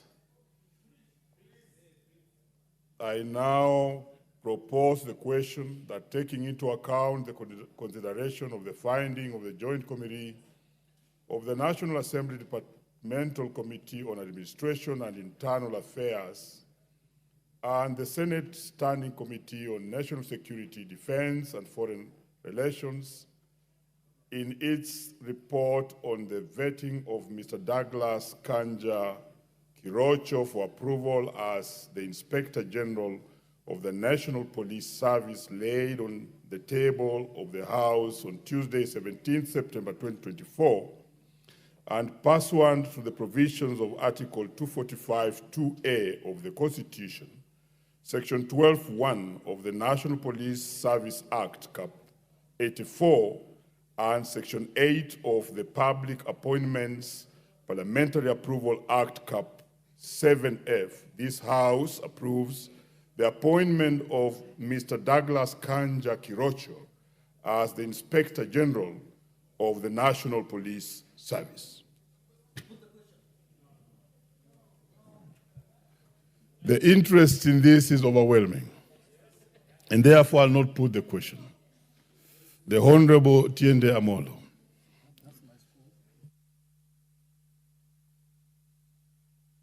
Could I get the mic? Thank you. Thank you, Mr. Speaker. Mr. Speaker, I want to thank the committee for the report.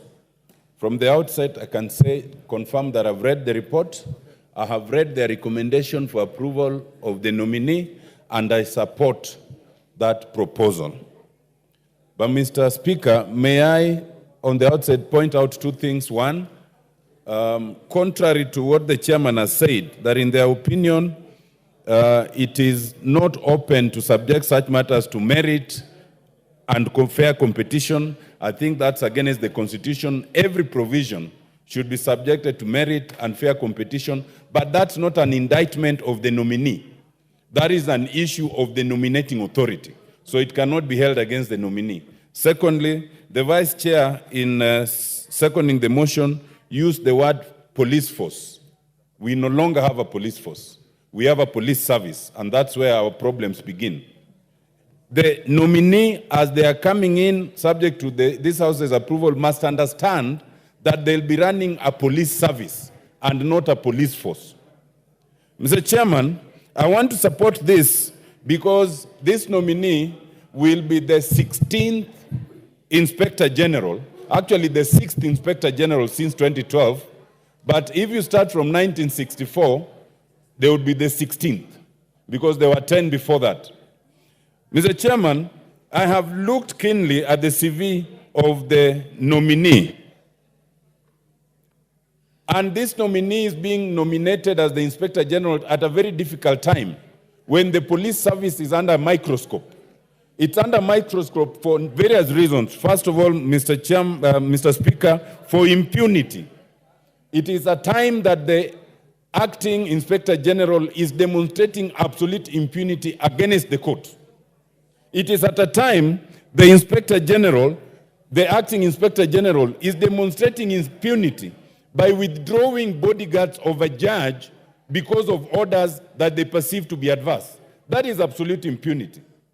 Mr. Chairman, it is also at a time when there are unexplained disappearances and abductions. Just this morning, the chairman was made to commit to make a statement tomorrow. There are so many instances of unexplained disappearances and abductions. Mr. Chairman, it is also coming at a time when there have been questions of the police handling of lawful... Order, Otiende Amolo. I'm now the Speaker, not Chairman. Proceed. Thank you, Mr. Speaker.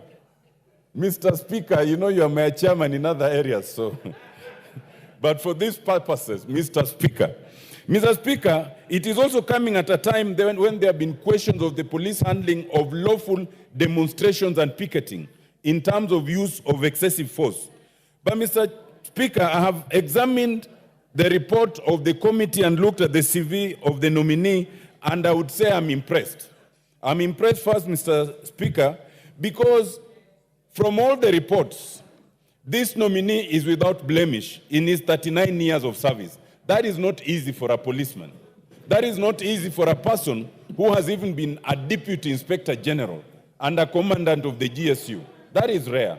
Mr. Speaker, I'm also impressed because this is a person who you'd say has risen from humble beginnings in the service, from the lowest possible level as a constable to come up to this high level. It is not easy. We are used to getting CVs of people who have come at a very high level. Mr. Speaker, I am also impressed because this nominee has shown resilience. If you look at the CV, this nominee is not a genius. But you are not required to be a genius to be the Inspector General. All you are required to do is to have a degree. This is a man who has gone through what we'd call elimu ya ngumbaru. He's a man who has educated himself from the lowest level. I see that he only got a diploma in 2009, got his degree in 2014. You know, this is a self-made man. He is resilient, and that is actually a good sign. And Mr. Speaker, I have also carefully looked at the report. There has not been any demonstration of impunity. And for me, that is critical. We need an Inspector General that understands that you must operate within the law. You know, Mr. Speaker, some things must be said. As the Inspector General of the police, you must have the humility that Nelson Mandela had when he was president. When Nelson Mandela was confronted with a court order that was adverse to government and he was urged to defy it, he said that I do not agree with the court, but in the interest of this country, I will comply with those court orders. That is what an Inspector General must do, because as the foremost enforcer of the law, you must be seen to respect the law. If you don't, then those to whom you enforce the law will not respect the law. And I fault the acting Inspector General right now for showing impunity. When the courts require you to appear, all you need is appear. You don't need to defy and then issue a press conference explaining the functional and operational independence of the police service. There is no independence from the authority of the court. There is no independence from the authority of parliament. Your independence is within what is defined. When you are summoned by parliament, you must come. When you are summoned by the court, you must come. That kind of impunity is unacceptable.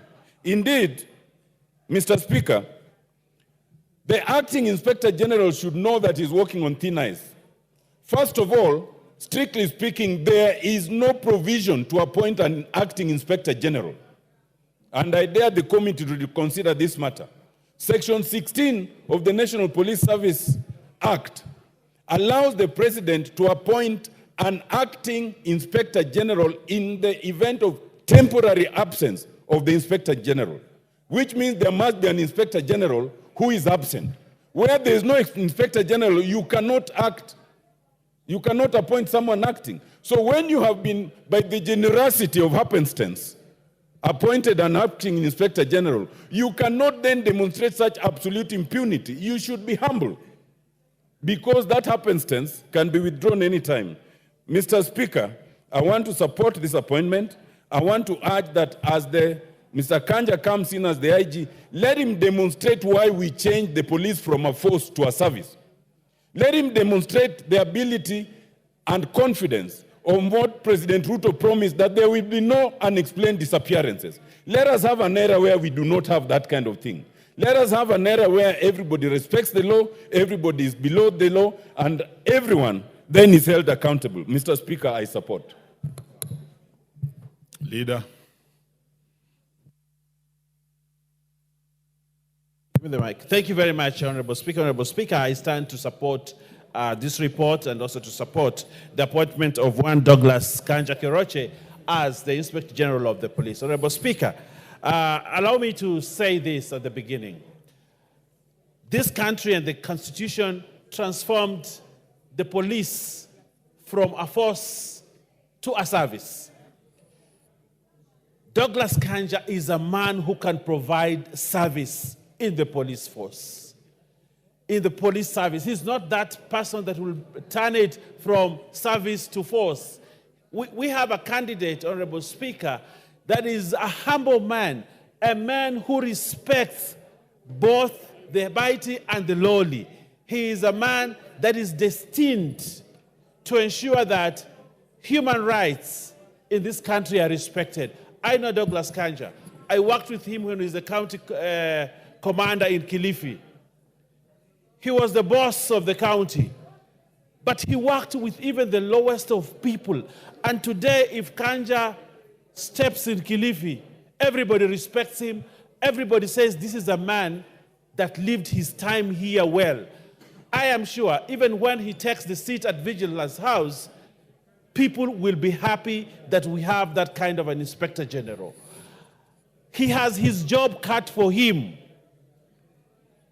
And I think he's the best Inspector General we can have at this particular time, when the people who are there at Vigilance House are trying to turn back the clock of the gains that we have had at the police in this country. Issues of human rights, respect for law are being clawed back by the people that we have right now at Vigilance House. I believe, and I very strongly do so, that one Douglas Kanja will take us to the time that Kenya should be. The president has been very clear. He doesn't want to see forced abductions. He doesn't want to see extrajudicial killings. He doesn't want to see impunity in the law. He doesn't want to see that. But you can see there are people who are letting him down.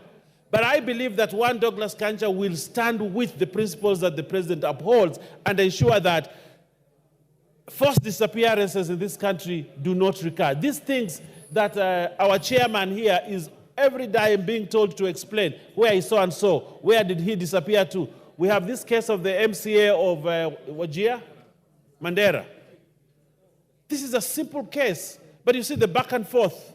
We have these people who are, the current Inspector General has been asked to explain in court, but because he feels he's bigger than the law, he doesn't want to go to court. I tell him, this government does not entertain impunity, and that Masengeli man must go to court and answer to the charges that he has been put there, because that is being a servant. You cannot be above the law.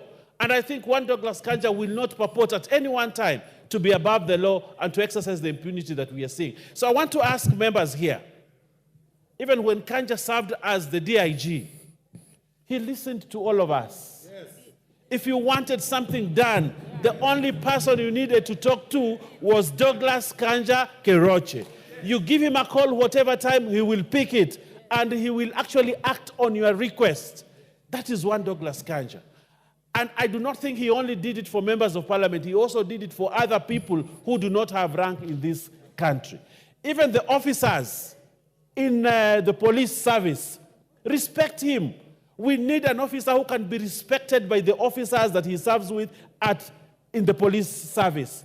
And one Douglas Kanja will bring honor, he will bring trust, and he will also bring respect to the police force. He also has one job that he must do: get rid of the corruption at Vigilance House and in the police force and the police service. He has that job cut for him. And I believe very strongly so, Honorable Speaker, that Douglas Kanja will actually do the job. Probably the police service will not be ranked anymore as the highest temple of corruption in this country, because I believe we have a man. And one last thing I want to say, I know Douglas Kanja fears God. He fears God. He's a religious man. He's a man that is schooled properly in Christianity and has been properly grounded. That I know. I have seen him. I've seen him practice it, and I know that we have one person that will transform the police service. I also want to say, I heard what the Honorable Senior Counsel, Otendi Amolo, said. I haven't heard him in this parliament say the kind of platitudes he has said about an officer. In fact, I was surprised that one Otendi Amolo today can actually say such things. It means we have the right man for this service. I don't think it's broad-based. It is because it has come from his heart and his experience with Douglas Kanja. And I would like to ask, I know Rosa Buyu really wants to speak on this, but I want to tell Rosa Buyu, we have a good man that we have to approve for this job. So I want to urge all members of parliament, let us come here in numbers, let's vote the right man for the job, who will not perpetuate impunity, who will not do things that our Inspector General should not do. And we have one man, Douglas Kanja Keroche, for the job. I support and I request all other members to support. Thank you very much. The Honorable Shadrach Mwiti. Yeah, he's number 1 on the list. Proceed. Yeah. Thank you, Mr. Speaker, for giving me this opportunity to contribute on this noble motion whereby I support or I concur with the findings of the Joint Committee. Mr. Speaker, Douglas Kaja Kerose has proved to be a great reader. The leadership he has shown on his colleagues and also to the fellow Kenyans makes him a very good IG when approved. Mr. Speaker, the track record of Douglas Kaja is crystal clear. His leadership in the various operations that he has done or he has led proves that he is going to make an excellent IG when confirmed by my fellow honorable members. The period he has served, Mr. Speaker, almost 4 decades in the civil service or on the police service, Mr. Speaker, shows that he has the experience that given this opportunity, which I'm very sure you've given, and I'm confident that his experience is going to give his colleagues a great direction on their leadership. Mr. Speaker, when Douglas Kaja was a director in the DCI, he activated leadership and improved on criminal identifications, and DCI, as a DCI director, he proved that he is able to give good leadership. Mr. Speaker, when Douglas Kaja was in Eastern Province, he did a great thing or gave direction on policing and also, Mr. Speaker, the community engagements. Mr. Speaker, Douglas Kaja has shown great effort on ethical and integrity. For the 39 years Mr. Kaja has worked, he has not been implicated in any unethical activity. His integrity is very clear, Mr. Speaker. Mr. Speaker, the findings of the Joint Committee is elaborate, and when Mr. Kaja is confirmed, I'm confident that the infrastructure of various police stations are going to improve. Mr. Speaker, I concur with the Joint Committee and associate myself with the report. Thank you, Mr. Speaker. The Honorable Farah Malim. Mr. Speaker, I also want to render my voice on this very, very important matter that's before us. Mr. Speaker, I have known Kanja for a few years. And I can tell you one thing, I am usually, ordinarily, normally, not too generous with compliments, but this is one man who has earned my respect, who has earned my respect in the criminal justice system.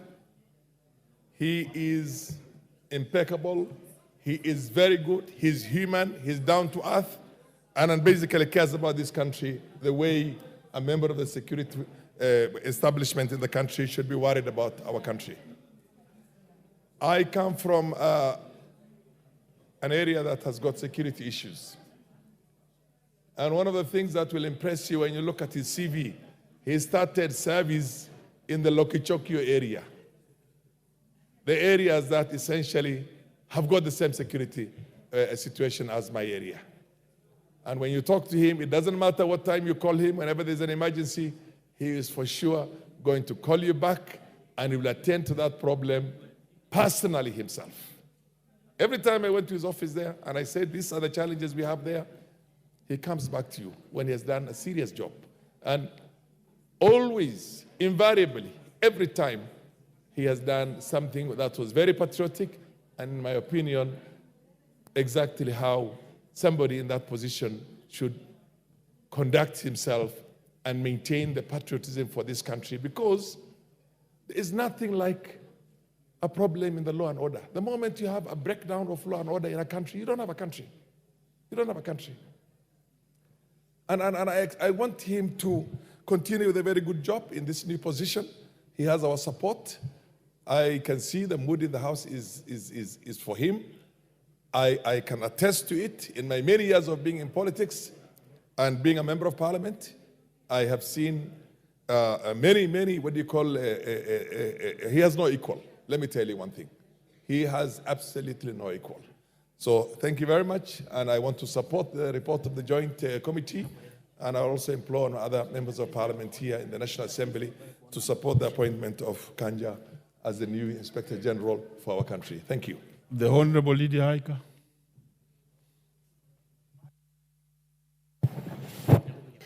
Asante sana Spika, hata mimi kunipatia fursa hii ili niweze kuchangia katika mjadala huu ambao ni wa kumjadili huyu Inspector Jenerali wa polisi. Na kwanza nataka kuanza na kupongeza komiti ambayo imekalia ripoti hii na ikatuletea hapa. Nimeona ripoti ikiwa mzuri sana, wameweza kumchunguza vyema na wametuletea ripoti ambayo ni nzuri. Speaker, nataka kusema hivi. Huyu bwana Douglas Kanja Kirocho ni mtu ambaye ni mzoefu kwa kazi yake, na tumeona akipanda madaraka kuanzia alianza kazi hii akiwa kwa daraja ndogo, amepanda madaraka mpaka akafikia mahali amefika, na hivyo ndo tunataka kuona watu wakipanda vyeo hivyo na kuungwa mkono wakiwa wamefanya vyema. Kwa ubora wake tulimjua sana wakati alikuwa katika ile operation ya wakati kulikuwa na ile mambo ya bombing pale Dusit, na kwa kweli alifanya kazi nzuri na alifanya kazi vyema kabisa. Lingine ni kwamba hatujamsikia katika mambo ya ufisadi akitajwa, kwa sababu tumejua shirika hili la polisi limekuwa likiwa tajika sana, likitajwa na likihusishwa sana na mambo mengi ya ufisadi. Lakini miaka yote hiyo ameweza kuwa katika shirika hilo, basi hajahusishwa. Hilo pia ni jambo jema na ni jambo la kupigiwa upato, na kwa hivyo nataka kuungana na wenzangu kuunga ripoti hii mkono na kumtakia kila laheri atakapopata fursa ya kuwa Inspector General katika taifa letu la Kenya. Asante Bwana Spika kwa kunipatia fursa. The Honorable Sarah Korere. Shukrani Mheshimiwa Spika. Naungana na wenzangu kuunga ripoti ya kamati ambayo imewakilishwa mbele zetu.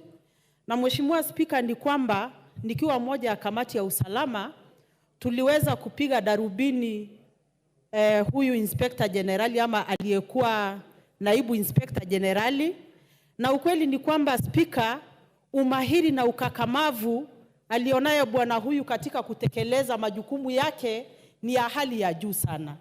Na Mheshimiwa Spika, ukitazama kwamba alianza kazi yake ama alianza wito, manake mimi naona kama kuwa askari wa polisi pia ni wito, katika umri mchanga, na ukitazama pale alipofanya kazi Kenya hii ni mahali kama vile Lokishogio, Kapedo na kwingineko. Na Mheshimiwa Spika, hamna anaelewa zaidi vizuri hali ya usalama katika kaskazini mwa nchi yetu, na pale ambapo usalama imekuwa ni kitu ambaye imetukera sana wenyeji. Na Mheshimiwa Spika, huyu bwana alipokuwa naibu Inspector Generali, ilikuwa rahisi kumfikia kanja, rahisi mno kuliko kufikia komanda wa polisi katika kaunti yako mwenyewe.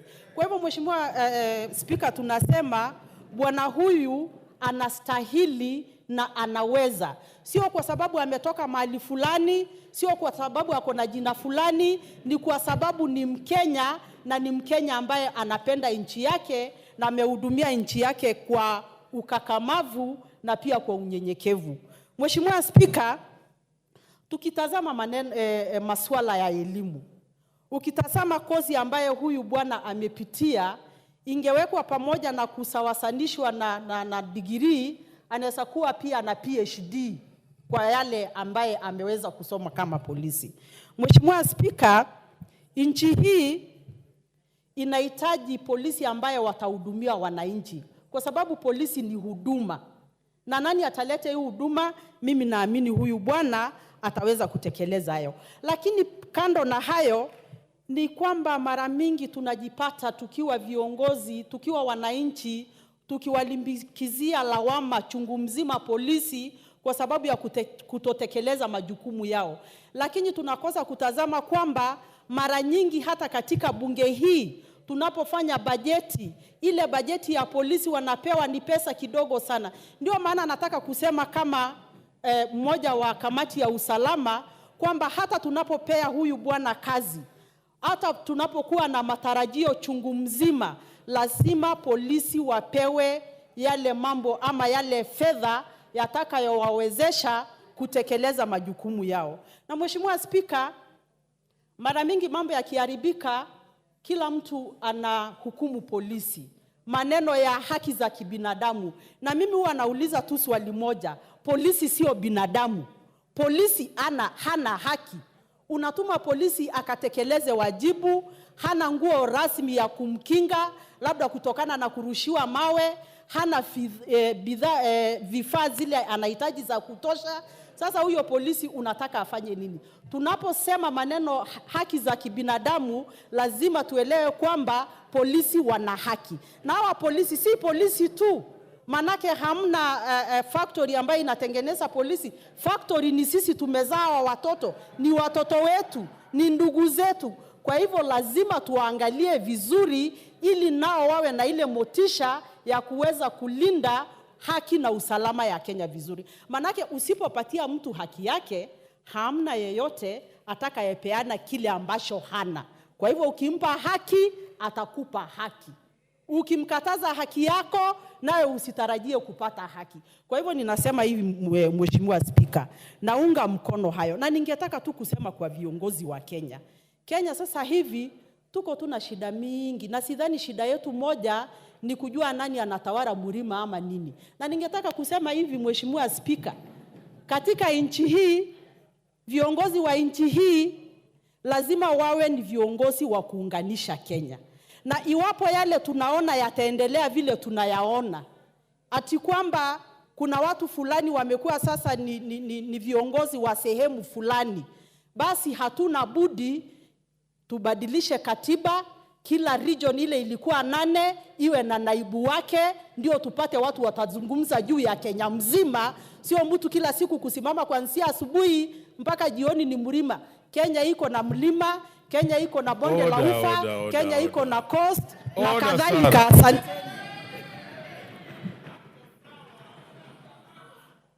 You must be relevant. Anyway, other members, the Honorable Joseph Kihangara Larry,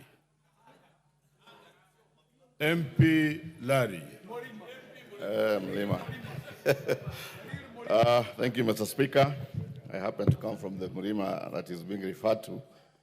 From the onset, Mr. Speaker, let me say that I'm a member of the Committee on Administration and Internal Security, and I sat through the approval hearing process, and I stand to support the committee report and also urge my colleagues, members, to approve the candidate, that is Mr. Kanja, for the position of the Inspector General. Mr. Speaker, from the hearing, you realize that Mr. Kanja was employed in his early 20s in the police force, and meaning that he has worked for over 30 years in the police force. Mr. Kanja has risen through the ranks, starting from the position of a constable all the way to acting Inspector General.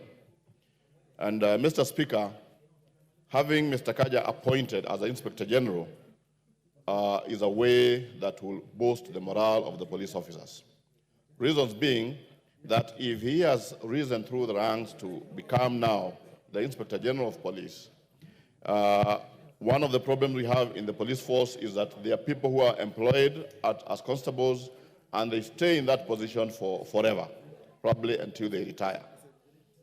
Mr. Kanja will be the man now to bring the change that officers, as they serve, he is going to eliminate discrimination, because we are aware that transfers and promotion of police officers has not been on merit in most cases.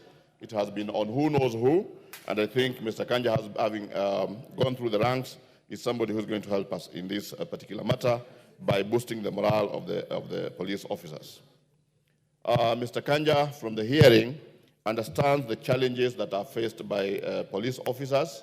We have been talking about police reforms, and these reforms on issues of corruption, on issues of the welfare of the police officers, all this has not been achieved.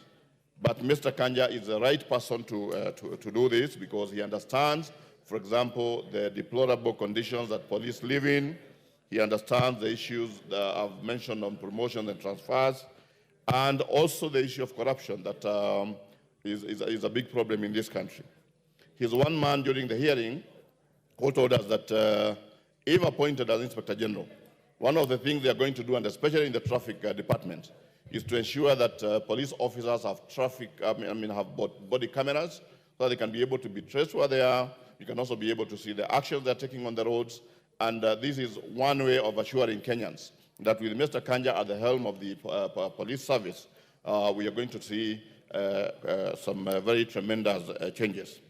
Mr. Speaker, Mr. Kanja also has worked in very many parts of this country, as members have mentioned.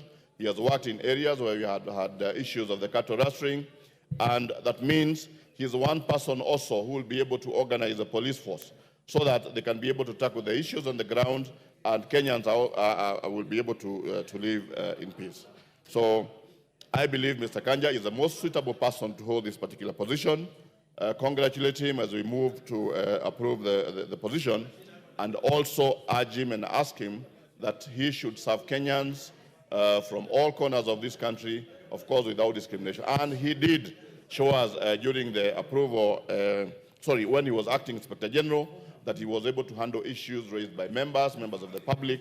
And with that, Mr. Speaker, I support, and thank you. The Honorable Ridikiri Mugambi. Thank you, Mr. Speaker. From the onset, I want to identify myself with the report of the committee and to say that this House to approve the candidature of Douglas Kanja Kelosho. Mr. Speaker, I have looked at the report and the structure or presentation of the report as captioned all the details of the Constitution by law. Mr. Speaker, I don't need to belabor so much on what really the report has brought us, because it has been very positive right from the word go. But Mr. Speaker, we must understand the structure of security in this country, because that's where the importance of the Inspector General comes in. Mr. Speaker, the end of security in this country is none other than the President of the Republic of Kenya, who owns the Security Council of this nation, and where the Inspector General and the CS sit in order to advise the President on matters of security. Mr. Speaker, it is therefore very important that we recommend and approve a person who will be able to address the issues of security at the Security Council of this nation. Mr. Speaker, we must understand as a House that the only organ of security that reports directly to the President is the National Intelligence Service. The other one reports directly to the Inspector General, who is in charge of operations of the security situations in the country. Mr. Speaker, the Cabinet Secretary in charge of security is only in charge of policy. But what we have witnessed in the past, Mr. Speaker, is the Cabinet Secretary is now been reduced into under the matters of operation. I think and I want to believe that the incoming of Douglas Kanja as the Inspector General, he will take up the responsibility of operations of the security organs in this country. Mr. Speaker, the Inspector General is in charge of three large departments. That is the Inspector General of Police, Deputy Inspector General of Police, and the Inspector General of Administration Police, or what they call CIPU, Critical Infrastructure Police Unit, and also now the traffic and the CID. This person in character, in experience, must be of high standard, and that's what we are seeing from the report that has been presented by the committee. I want to thank the committee for that. Mr. Speaker, the job specifications and job descriptions have been given, and I have no doubt in my mind that Douglas Kanja fit in that by character, by experience, and by identification. Mr. Speaker, we have witnessed a lot of security issues in this nation, and we need, Mr. Speaker, somebody who really is empathetic in character, somebody who is humility, somebody who is listening, somebody who is able to identify himself with the people that he is leading. One of the greatest problems that we have in the police leadership in this country is to have somebody on top there who has no clue of what the constables are going through out there. Mr. Speaker, the police of our security organs, led from the police post, they have no infrastructure. Some of them have very funny-looking uniforms. Some of them have no even weapons, and they are supposed to be police officers. I want to believe that arising from a police constable, 1985, to date, 39 years, this person can very easily identify himself with the personnel that he is leading. Because some of the staff, the way they operate, is because there's somebody who is on top there has no empathy. He doesn't think about these people. Mr. Speaker, I want to believe that this person has a lot of discipline. He has manifested himself. He has shown leadership. He has shown that he can see what other people are seeing. More so, we need somebody who is able to listen to the members of the public, and that is Douglas Kanja. Personally, Mr. Speaker, I have had a work experience with Douglas Kanja. You know, I bought a Isiolo and Laikipia where cattle rustling is bad, and I have seen Mr. Douglas Kanja in operation, in uniform himself. So, Mr. Speaker, I join my colleagues that this is the only person I have seen in the recent past. My experience with the 3 former Inspector Generals, I don't want to repeat that, but I want to believe now the best man is now about to be confirmed as the Inspector General of Police. I thank you, Mr. Speaker. Very well. The Honorable Hussein Waitan. Thank you, Mr. Speaker. Being a member of the Administration and Internal Security Committee, I can assure you that we have taken this nominee very seriously. We have taken him through very rigorous vetting. And what we have seen is that this is one person we can recommend for Kenyans. This is one person who can take this country to a higher level. This is one person who can see the interest of this country more than any other person. Douglas Kanja has served in this service for 39 years. 39 years from constable, when I was not even there, when I was maybe around 2-3 years old. And you can imagine serving from Lokichokio to Kilifi to Northeastern to Isiolo and everywhere, all the harsh areas where Kenyans call, the harsh areas. He served and he performed. I can assure you, when he served as the DIG, most of the members visited his office, the way he received them, the way he has taken action against the issues they raised. They can all be, a witness to what we have really forwarded to the National Assembly. We have vetted this man. We have checked on all the necessary requirements. This is one person whom we are sure that he will perform, change, the attitudes of the policemen, the servicemen, that is, the living standards, the housing. Police in this country are undergoing very serious challenges, especially in our areas in Northeastern Province. You can see police having, some of them spending even, in the cold, some of them without vehicles, and OCBD and OCS traveling, with the public means, with all those serious security challenges. This is one person we expect to change those kind of lifestyle and those kind of challenges. I want to request my colleagues to support us, because we have not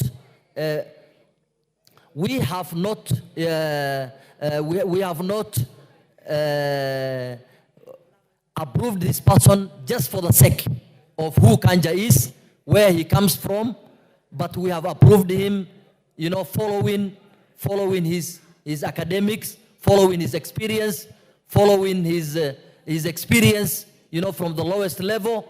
We request you to approve so that he can start his duties as quickly as possible and change this country to the better. Thank you very much. Very well. Before the next speaker, let me allow the Honorable Mutuse to just welcome the school from Makueni. And I give you 1 minute. Mr. Speaker, if you allow, I'll welcome the school and make my contribution so that we are timeless. Thank you, Mr. Speaker. Order, Honorable Mutuse. I've given you straight instructions. Proceed. Thank you, Mr. Speaker. Mr. Speaker, please allow me to welcome Ndundune Secondary School. Ndundune Secondary School is a school within my constituency, particularly in Emali Molala ward. Ndundune in Kikamba means a red squirrel, and for sure the place has very fertile red soil. For the students and your teachers, this is the National Assembly of the Republic of Kenya, created by the Constitution to debate on issues that are of concern to you, particularly education, and we'll be working together to ensure that you get the best education, and also to create the necessary environment so that when you get out of secondary school, you can go for higher education and as well get jobs in the labor markets. With those remarks, Mr. Speaker, we welcome Ndundune Secondary School graciously to the House, and also we support the appointment of Mr. Kanja for several reasons that we will be stating, if you allow me. Mr. Speaker, 1 minute. Order, order. 1 minute, because Take I'm your on the seat. mic. You have done the business that I gave you to do.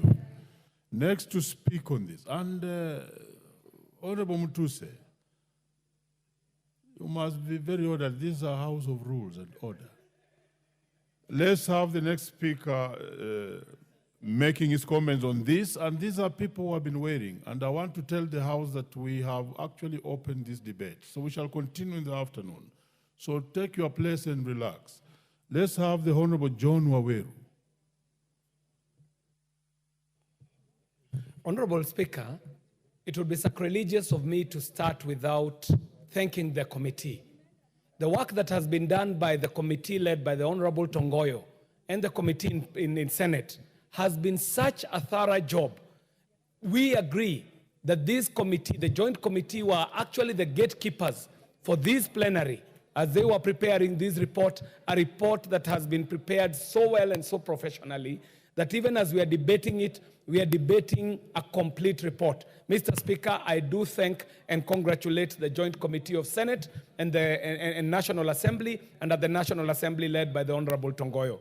Mr. Speaker, this report is covering all the important bases, and I would not want to belabor points that have been made here by members. I'd like to say that if we are seeking for professionalism, we have been given proof of how professional this gentleman is. If we are looking for integrity, they have gone through the lengths, they've gone to the lengths to ensure that this man is untainted, fresh, and ready to serve the Republic as an officer of the law. If we are looking for experience, this is a gentleman who joined the force 4 decades ago, has had an experience of a lifetime in the force. So we are not placing an individual from outside to the top of the police ranks, an individual who does not understand how the police service operates. Mr. Speaker, as Mr. Kanja comes to office, his work is cut out for him. Mr. Speaker, there are a lot of issues that need to be addressed in the police service. Mr. Speaker, we are in a new world. We are talking about being in the 4th industrial revolution. We are talking at a time when we are talking about things like artificial intelligence, robotics, the Internet of Things, data analytics. The point I'm making here, Mr. Speaker, is that even criminals have improved their techniques of crime. The people who do not mean well for this country have also improved the techniques of crime, Mr. Speaker. We are talking about new avenues of crime. We are talking about cyber crime. We are talking about cyber attacks. The point I'm making here, Mr. Speaker, is that the old techniques of policing will not hack it in this day and age. We are in an era where technology becomes an important component of policing. And as I say that Mr. Kanja's work is cut out for him, artificial intelligence, robotics, the Internet of Things, data analytics. The point I'm making here, Mr. Speaker, is that even criminals have improved their techniques of crime. The people who do not mean well for this country have also improved the techniques of crime, Mr. Speaker. We are talking about new avenues of crime. We are talking about cyber crime. We are talking about cyber attacks. The point I'm making here, Mr. Speaker, is that the old techniques of policing will not hack it in this day and age. We are in an era where technology becomes an important component of policing. And as I say that Mr. Kanja's work is cut out for him, I mean that we might need to professionalize the police force by introducing new techniques, using available technology, the technology of today, to make sure that we incorporate it in policing. Mr. Speaker, the President of this Republic made a pledge to the nation before he was elected. He said that the moment he is sworn in, that the moment he puts down the Bible, he shall disengage the police force and the police service from the office of the president. He even freed up the resources of the police so that the police are independent in the operation. Mr. Speaker, as Mr. Kanja comes to office, he might need to come with innovative ways of mobilizing resources to ensure that the police force is able to mobilize resources beyond that in which we are getting today, so that the police force is able to do what is necessary. Mr. Speaker, when I say that Mr. Kanja's work is cut out for him, we also need to relook at past laws, decrees, and regulations that have been made. Mr. Speaker, the honorable members that you see in this house have their hands tied. These members know that the police are living in very bad conditions in their constituencies.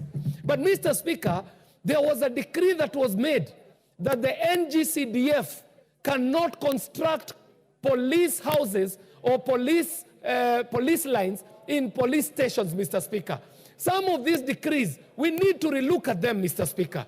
Mr. Speaker, there was an arm of the police called the administration police. The police were able to assist the national government officers in their work, Mr. Speaker. The moment the administration police were withdrawn from the chiefs, from the ACCs, from the DCCs, our Ngao officers were left exposed, Mr. Speaker. So when I say that Mr. Kanja's work is cut out, some of the work he has to do is to look at some of these existing policies, legislations, decrees, and regulations that have been made so that we can reverse them for the good of our republic and to improve the plight of our officers. Finally, Mr. Speaker, this new man at the helm has his work cut out in terms of stakeholder engagement. We are told that the police is one of the boogeymen in this country, that it is a punching bag. The police must find a new way of engaging the different publics. The public that is the citizen, the public that is parliament, the public that is the executive. So Mr. Kanja will also have to be a diplomat as he does a diplomatic roadshow to be able to showcase a new face of the police to the different stakeholders. Mr. Speaker, it has been mentioned here that yes, Mr. Kanja does come from a region, and that is true, Mr. Speaker. We can never run away from that. But Mr. Speaker, this cannot be taken to be a charge on an individual. And everybody comes from a region.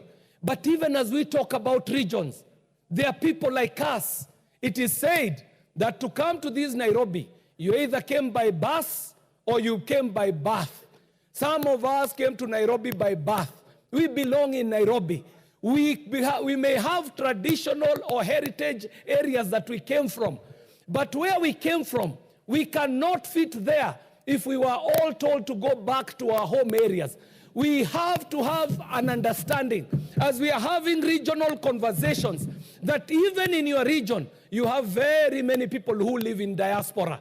And when you heighten up the discussion about where each and every person comes from, us who are people who live in diaspora, where shall we be running to? We do not know any other homes. So Mr. Kanja is not presented to this house as a man from the Morima. He is represented to us as a professional with integrity who has experience and an officer who is able to serve as the IG of the National Police Service. Thank you very much, Mr. Speaker, and I do submit. Yes.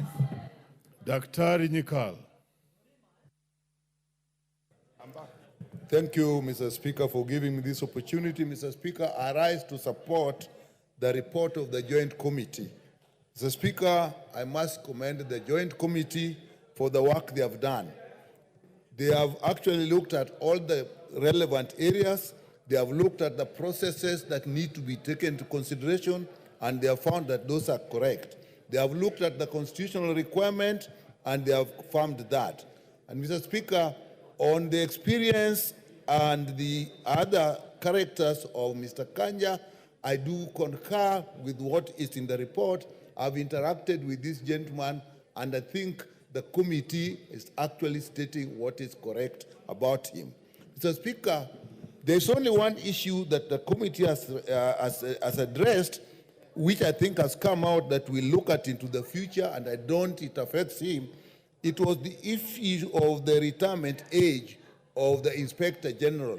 It does look that the law as it is now is silent on that.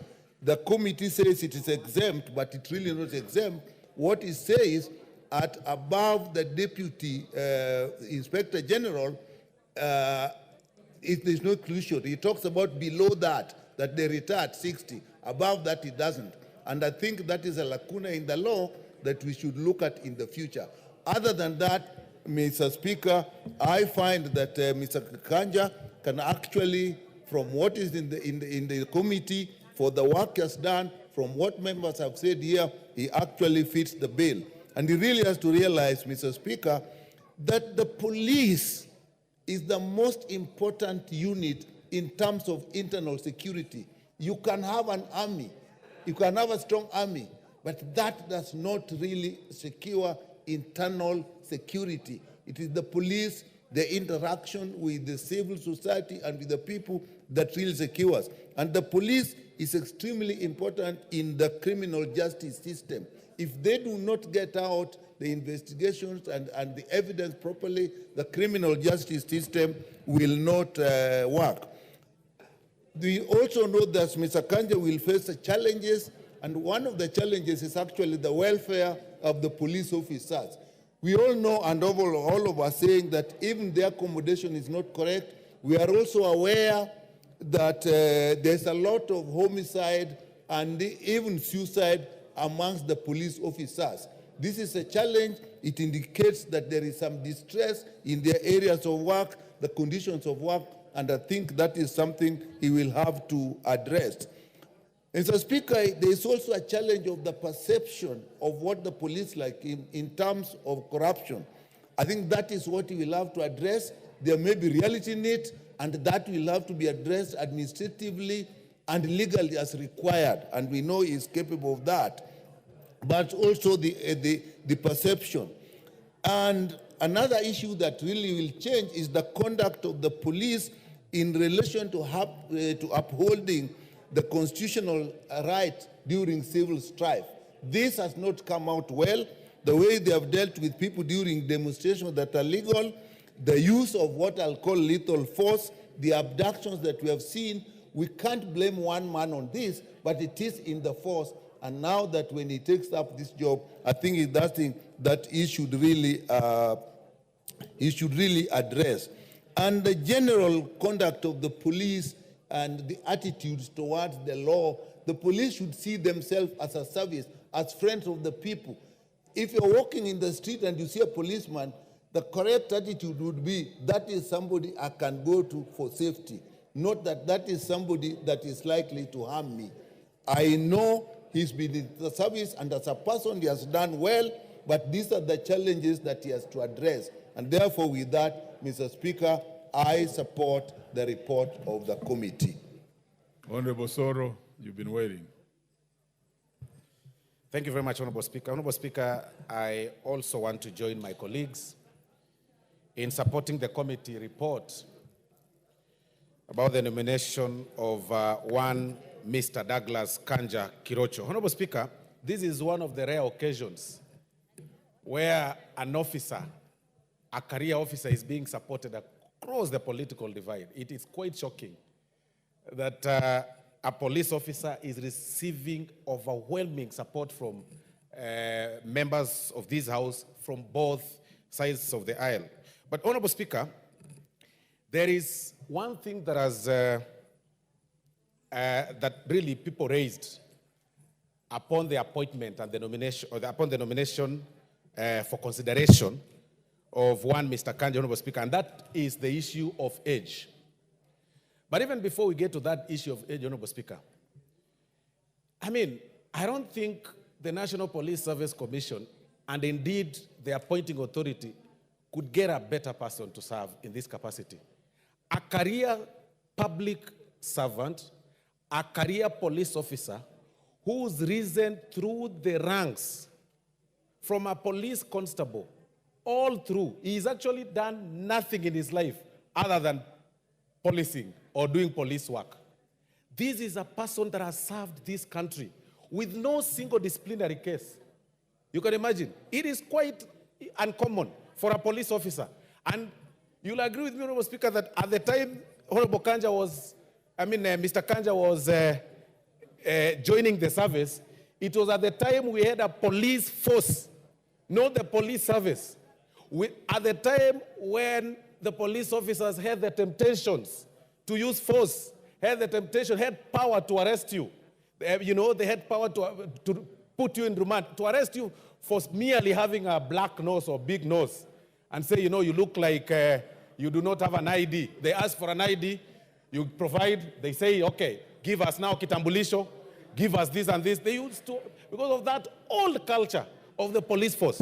But this police officer, Honorable Speaker, has been in service without a single complaint from the member of the public, from any member of the public in regard to his service. I mean, we couldn't get, I don't think the appointing authority could have gotten a better person to serve as the Inspector General of Police. But more important, Honorable Speaker, look at the personality of Mr. Kanja. Look at his demeanor. He's appeared on media to address several issues of national interest. Look at the way he presents himself. I mean, with a lot of composure, extreme maturity display, and commitment to his work. This is the best person, Honorable Speaker, for this work. Then now, much work will have done the smallest part of our work to have him passed in this house. But much work is needed of him going forward. Number one, he has a lot on his table. Even as we talk about, police brutality, sometimes we raise issues about the way the police officers conduct themselves, which of course they haven't changed. Today, Honorable Speaker, I need to raise, to speak from the other side, Honorable Speaker, that Mr. Kanja has got a higher responsibility to take care of his officers. The morale in the police service is going down. Some senior officers, the inspectors, the chief inspectors, Honorable Speaker, some of them they still harass the junior officers. The way the officers live, the way the way they operate, the places they live in, Honorable Speaker, is still deplorable. Mr. Kanja has a responsibility to defend them before the National Police Service Commission, and I'm sure that is what some members want to raise an objection over, that as the head, because everything rises and falls on leadership, he has that responsibility to reinstate the morale of the junior police officers. At least much of the work in terms of their salary has been reviewed by this House and the President, but still much needs to be done as far as morale is concerned. But again, more important, Honorable Speaker, Article 49 is not well executed by police officers. Article 49 of the Constitution, Honorable Speaker, provides that the rights of arrested persons, that when you arrest a person, you need to tell them why you've arrested them, you need to listen to them, then you give them a right to call any person that they may deem fit. But still to date, young people, young jobless people in the streets get arrested and then they are still told, utaongea mbele. Such are the disciplinary things that the Honorable Mr. Kanja needs now to check and teach his junior officers, that you don't just move around. We have now moved from the police force. It is now a police service. It doesn't cost you much as a police officer to talk to your fellow Kenyan in a soft language. I mean, really, why would you harass people and tell them, utaongea mbele? So such are the things that we really need to review, Honorable Speaker, going forward. But on the age issue that I had said earlier, Honorable Speaker, Article 45 of the Constitution and Section 11 of the National Police Service, Honorable Speaker, does not, in as much as it provides qualifications and the appointments of the IG, it is still silent on the age matter. It's silent. So he is virtually 61, but the provisions of the law are still silent. Of course, people will challenge us that there is Rule 70, Honorable Speaker, of the Public Service Regulations that, of course, talks about the public servants, mandatory age being 60. But again, that is public service, public servant. Then, that is separate, doesn't apply on the IG because there is an element of the definition of who qualifies to be a public servant or who qualifies in that particular provision. And then now that, of course, is provided for under Article 260 of the Constitution, which then now defines who then is to be called a state officer, Honorable Speaker. I mean Article 234, sorry. So, Honorable Speaker, with those very, very many remarks, I implore on this House to expedite this process and have Mr. Kanja passed so that we can have a substantive IG of the police. Because there has been a debate, on orders of the court, being defied by the acting Inspector General of Police. I mean, now we are going to have a substantive one. because we really need not to delve into such matters. But again, we also advise the police and the judiciary that we all maintain our independence. The police unit is independent in terms of the operations, and the judiciary is also independent, because there is a delicate balance. At one point, you hear a judge complaining about the withdrawal of security officers, and on the other side, they say they are independent. When the police the inspector general comes and says, you know, we are independent, it also raises the issue. Those instruments or those institutions that have been set by the Constitution, Honorable Speaker, are independent in their own rights. The judiciary is independent and the police is independent. But again, Honorable Speaker, even as a court officer, it's important, of course, for us to also, because I speak now as a court officer, as an advocate of the High Court, it's important for people to obey court orders. But again, we also need not to personalize. And this I really must say, that judicial activism should also stop. We need not to personalize public service. If in the place of the IG sends the DIG to represent him, because that is public service, I mean, that should also be taken in. You can't just say, now that, you know, I simply want the IG. What happens of the DIG? Because we have the IG, then we have a DIG in charge of the AP, then we have another DIG in charge of the regular police. It's still, I can't really define how a judicial officer can say, fine, if the DG has been, the DIG has been set. You know, you have deviated. There's a point of order here now. Yes, what's your point of order? Yes, thank you, Mr. Speaker. Honourable member.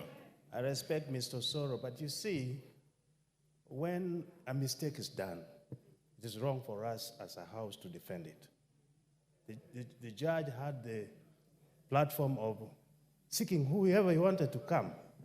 And really, you are out of order to say that the alternative was okay. I think that is wrong from this house to come. Thank you, Mr. Speaker. Thank you very much, Honorable Speaker. I really still do not understand the point of order. Well, I was simply making my case that in public service, in my place, if I am called upon by any senior officer in government, Honorable Speaker, and I opt to send Honorable Naomi, Honorable Speaker, I'll be right to send Honorable Naomi because we are within the public service. Soro, but what I would say, even in conclusion on that line, Honorable Speaker, the acting IG still has a window. He was given 7 days. And we really need to delve that because the 7 days have not lapsed. Nobody should actually blow unnecessary trumpet as far as his wars are concerned. But with those very many remarks, Honorable Speaker, I support the report by the committee. Thank you very much. Well, Minority Leader, as a ranking member. Thank you, Mr. Speaker. Proceed. Mr. Speaker, I will be very brief and short. Mr. Speaker, on this matter, Mr. Speaker, this is one of the approval or the appointments that in this house you say, give it a chance, Mr. Speaker. It's an approval that you can describe, let's give it a chance, Mr. Speaker. Because, Mr. Speaker, why do I say so? Mr. Speaker, since the new constitution came in place, I don't think this country has gotten it yet right in the appointment of an Inspector General, Mr. Speaker. As you're aware, Mr. Speaker, the constitution, when it was enacted, was very clear on how, Mr. Speaker, what is this market going on here? Order, Elachi. I know that matter is juicy of court orders, but please, order. Proceed. Thank you, Mr. Speaker. Mr. Speaker, when the new constitution came into place, the criteria of getting a new IG was very clear, Mr. Speaker. And the office of the Inspector General was made a constitutional office, Mr. Speaker. But what happened? Through legislation, Mr. Speaker, this House changed the method of appointment of a new Inspector General. What was emphasized in the Constitution was that the National Police Service Commission, which is also an independent commission, was supposed to advertise in the dailies, in the media, for people to apply who wants to become the Inspector General of Kenya. Then after that, the National Police Service Commission was supposed to shortlist and come up with a few number that they can interview and then recommend names to the President, Mr. Speaker. We sat in this house in one afternoon and we changed. And we went back to the old way of doing things, where the President now nominates someone, then it's taken to the commission, then like this, like that, then the same person comes to this house to be approved, Mr. Speaker. That is not what the new constitution was thinking about. Then we went down even to the deputy DIGs, who are not even vetted by anybody, who are appointed directly by the president, Mr. Speaker. Mr. Speaker, one of the biggest problems this country is facing is security. And if we don't get it right, we shall continue having problems day in, day out, Mr. Speaker, and that is why investment will be a problem, because there is no investment without security. We want to have, with this, the new constitution changed our police force to a police service, Mr. Speaker. And there was a reason why that was done. Because people wanted an institution that provides services, not an institution that overloads on them, Mr. Speaker. Every year, every government that comes into place, Mr. Speaker, talks about police reforms, but nothing happens. It's just the word. It's just the statement. It ends there. We are going to reform the police. We are going to have a responsive police. We are going to have, when you see our policemen in this era, in this time, Mr. Speaker, carrying rungus in town, Mr. Speaker, it's shame. Very shame. They are carrying rungus to beat up citizens, Mr. Speaker. Well, how can that happen, Mr. Speaker, in this era of today? My last thing is, Mr. Speaker, the new police Inspector General must come and address the welfare of the policemen of this country, Mr. Speaker. The kind of places our policemen stay and live with their families, Mr. Speaker, no one can accept to live in that situation who is a member of this House, Mr. Speaker. That issue must be addressed conclusively if the new Inspector General is to leave any legacy, Mr. Speaker. And I want to warn him there, from the floor of this House, if he is going into that office to be used politically, so that he can fight certain political groupings, like the way they fought Azimio when we were doing Mandamano, Mr. Speaker, then he is going for the wrong job. Even though now they are calling it broad-based, we want everybody who is not in broad-based, or who is in broad-based, or who is in broad-nusu, you should make sure that the citizens' rights are upheld, Mr. Speaker. And they are the law enforcers. It is the police that enforces the law, Mr. Speaker. They must enforce the law impartially. If they are going to side, if the Inspector General will be used to do certain sectarian orders, Mr. Speaker, we are going to take action against him in this House. But, Mr. Speaker, I want to conclude now by saying that Mr. Kanja has been a career policeman. He has served 35 years in the police service, 39 years, I am told. I hope and pray that he will do things differently. I hope and pray that we are going to have a police service that is responsive. And for that reason, I am saying we do this approval based on what is called, let's give it a chance. I'm not saying that I am fully satisfied, but let's give him a chance. We see how he performs. Thank you very much, Mr. Speaker. The Honorable Jane Kagiri. Thank you, Honorable Speaker, for giving me this opportunity to support the appointment of Mr. Douglas Kanja. Honorable Speaker, many a times in this House, our committee presents a report, and from the findings that they give us, you find yourself disagreeing with some. On this occasion, Honorable Speaker, I tend to agree with everything that has been said about Mr. Douglas Kanja. Honorable Speaker, I first got to know Mr. Douglas Kanja through a phone call when he was the GSU commandant. We never got to meet in person, but the request I had, he actually assisted me over the phone. Honorable Speaker, listening to the credentials of Mr. Kanja, this is a great man that we all need to learn a lot from. Number one, Honorable Speaker, the GSU commandant, Mr. Kanja, still remains the same man as the DIG, and I believe will continue to be the same man as the Inspector General. Honorable Speaker, I believe there are only 4 areas I would want to speak to Mr. Kanja about. The first one, looking at his career progression, it is my hope and prayer that he will stand up and assist his junior officers in their welfare and in their growth in the police service, having had the experience of growing through the system. The second thing, Honorable Speaker, during the demonstrations, we watched a lot of miscommunication from the police service. Honorable Speaker, it is my hope and prayer that with Mr. Kanja in place as the Inspector General, we will have more communication with fellow Kenyans, explain to them what is required in demonstrations and what is not allowed, Mr. Speaker, so that in the eventuality, nobody finds themselves in the wrong side of the law when they are exercising their right. The third thing, Honorable Speaker, I would want to remind Mr. Kanja that Laikipia still remains a very sensitive area in terms of security. We are very grateful that we now have National Police Reservists. It is my hope and prayer again that he'll remember these young men and women who spend their nights protecting others and ensure that they get their medical cover as well as they get improved allowances, Honorable Speaker. Finally, Honorable Speaker, I would want to speak on the final thing, Honorable Speaker, I would actually want to say is with the great personality Mr. Kanja has, we hope he's going to have good collaboration with other agencies. And other agencies, I mean the IPOA, the Independent Police Oversight Authority. An authority that believes it is okay for a police officer to be injured, but it's not okay for the police officer to protect themselves.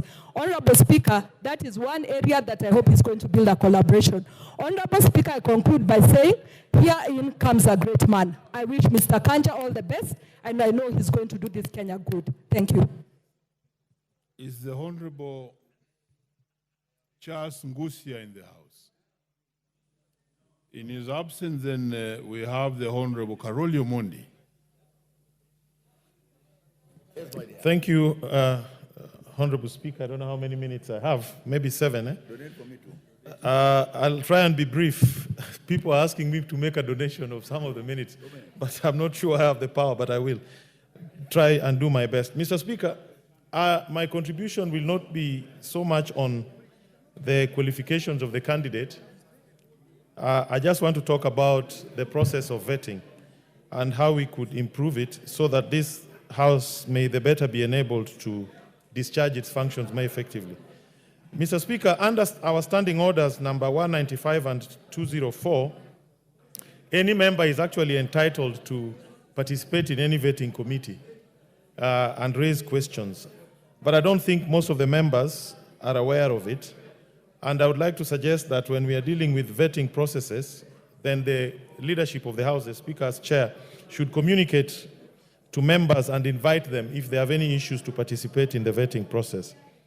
But I would also like to note that when you read this report, it is short on a few issues. Like the way the integrity question is being answered is not exactly exhaustive.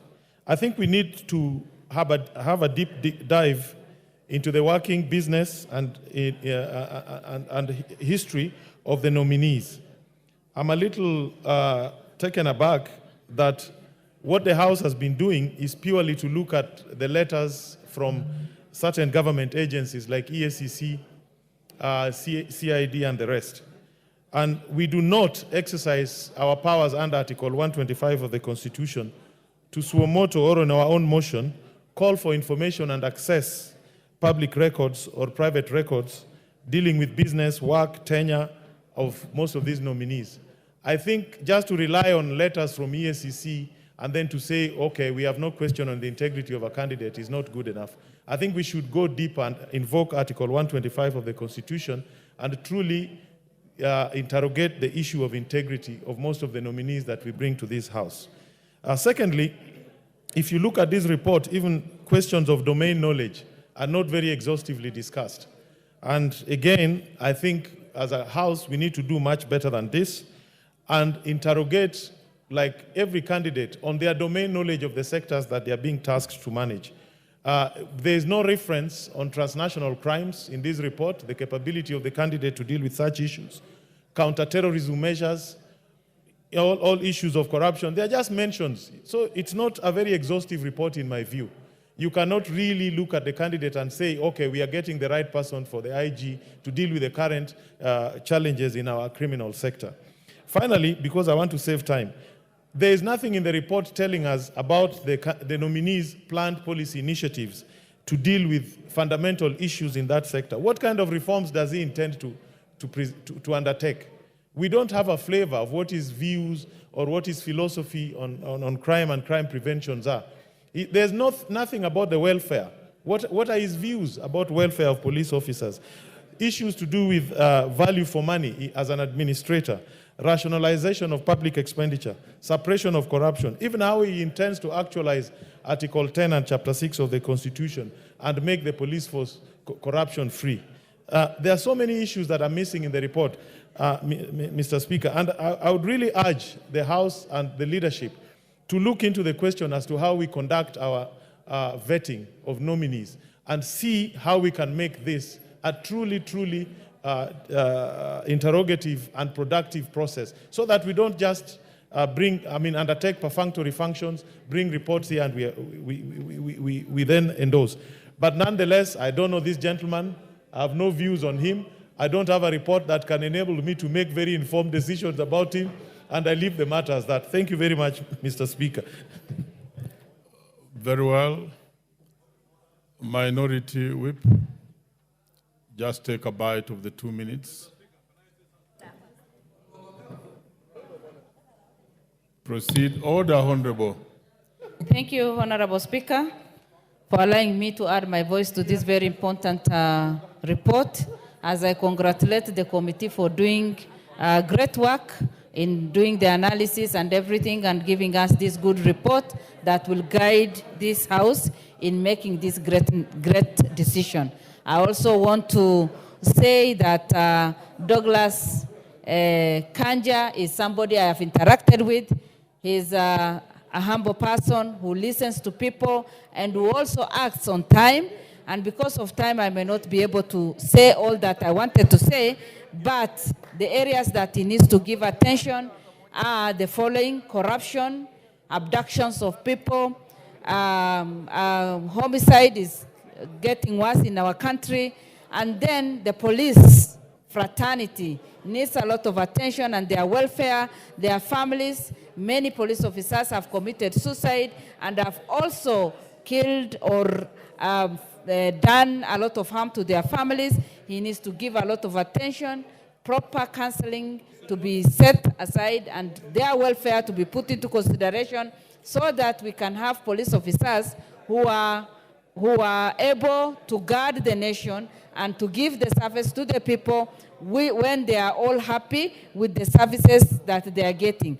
I want to say that we have a lot of hope in him and pray that he will soon take up the office. Thank you. Alice Nganga, discretion.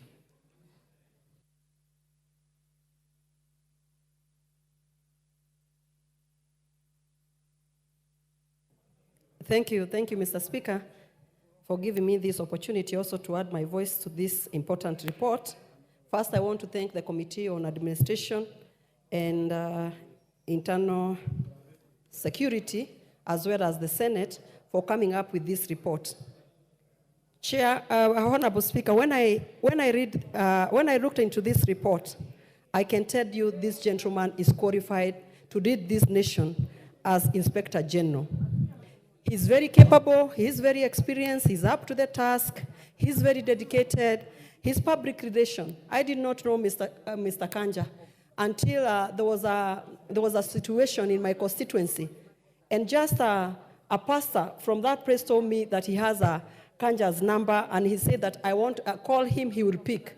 And believe you me, he picked that phone call without knowing who is calling. So I can say his public relation is up to the task, and he will be able to do this work. In integrity, when it comes to matters to do with integrity, our constitution stipulates that you are supposed to go clearance from various departments of this nation. And we have seen from this report that KRA cleared him, EACC cleared him, ODPP cleared him, DCI cleared him. And Honorable Speaker, you know this is a man who has been in this force since he was 20, for the last 30 years. And we did not hear any incidences that has happened where he was serving. All what we can say, and you have seen he has grown from the ranks, from low level to where he is today. And we have seen when we are going through this report, there was no godfather, there was no godmother to push him. It is him and his work and his God, and he has made it to this far. What we can do is to wish him well. We tell him Kenyans are really waiting for him. His tray is full. We need to see this experience of that years, what he's going to do with this. I know he's very sagacious. He can take this country to the next level. All we need to do this time is to wish him well. Thank you very much, Honorable Speaker. We may be upstanding. Honorable members, and the time being 1 p.m., this House stands adjourned until Wednesday, 18 September 2024 at 2:30 p.m.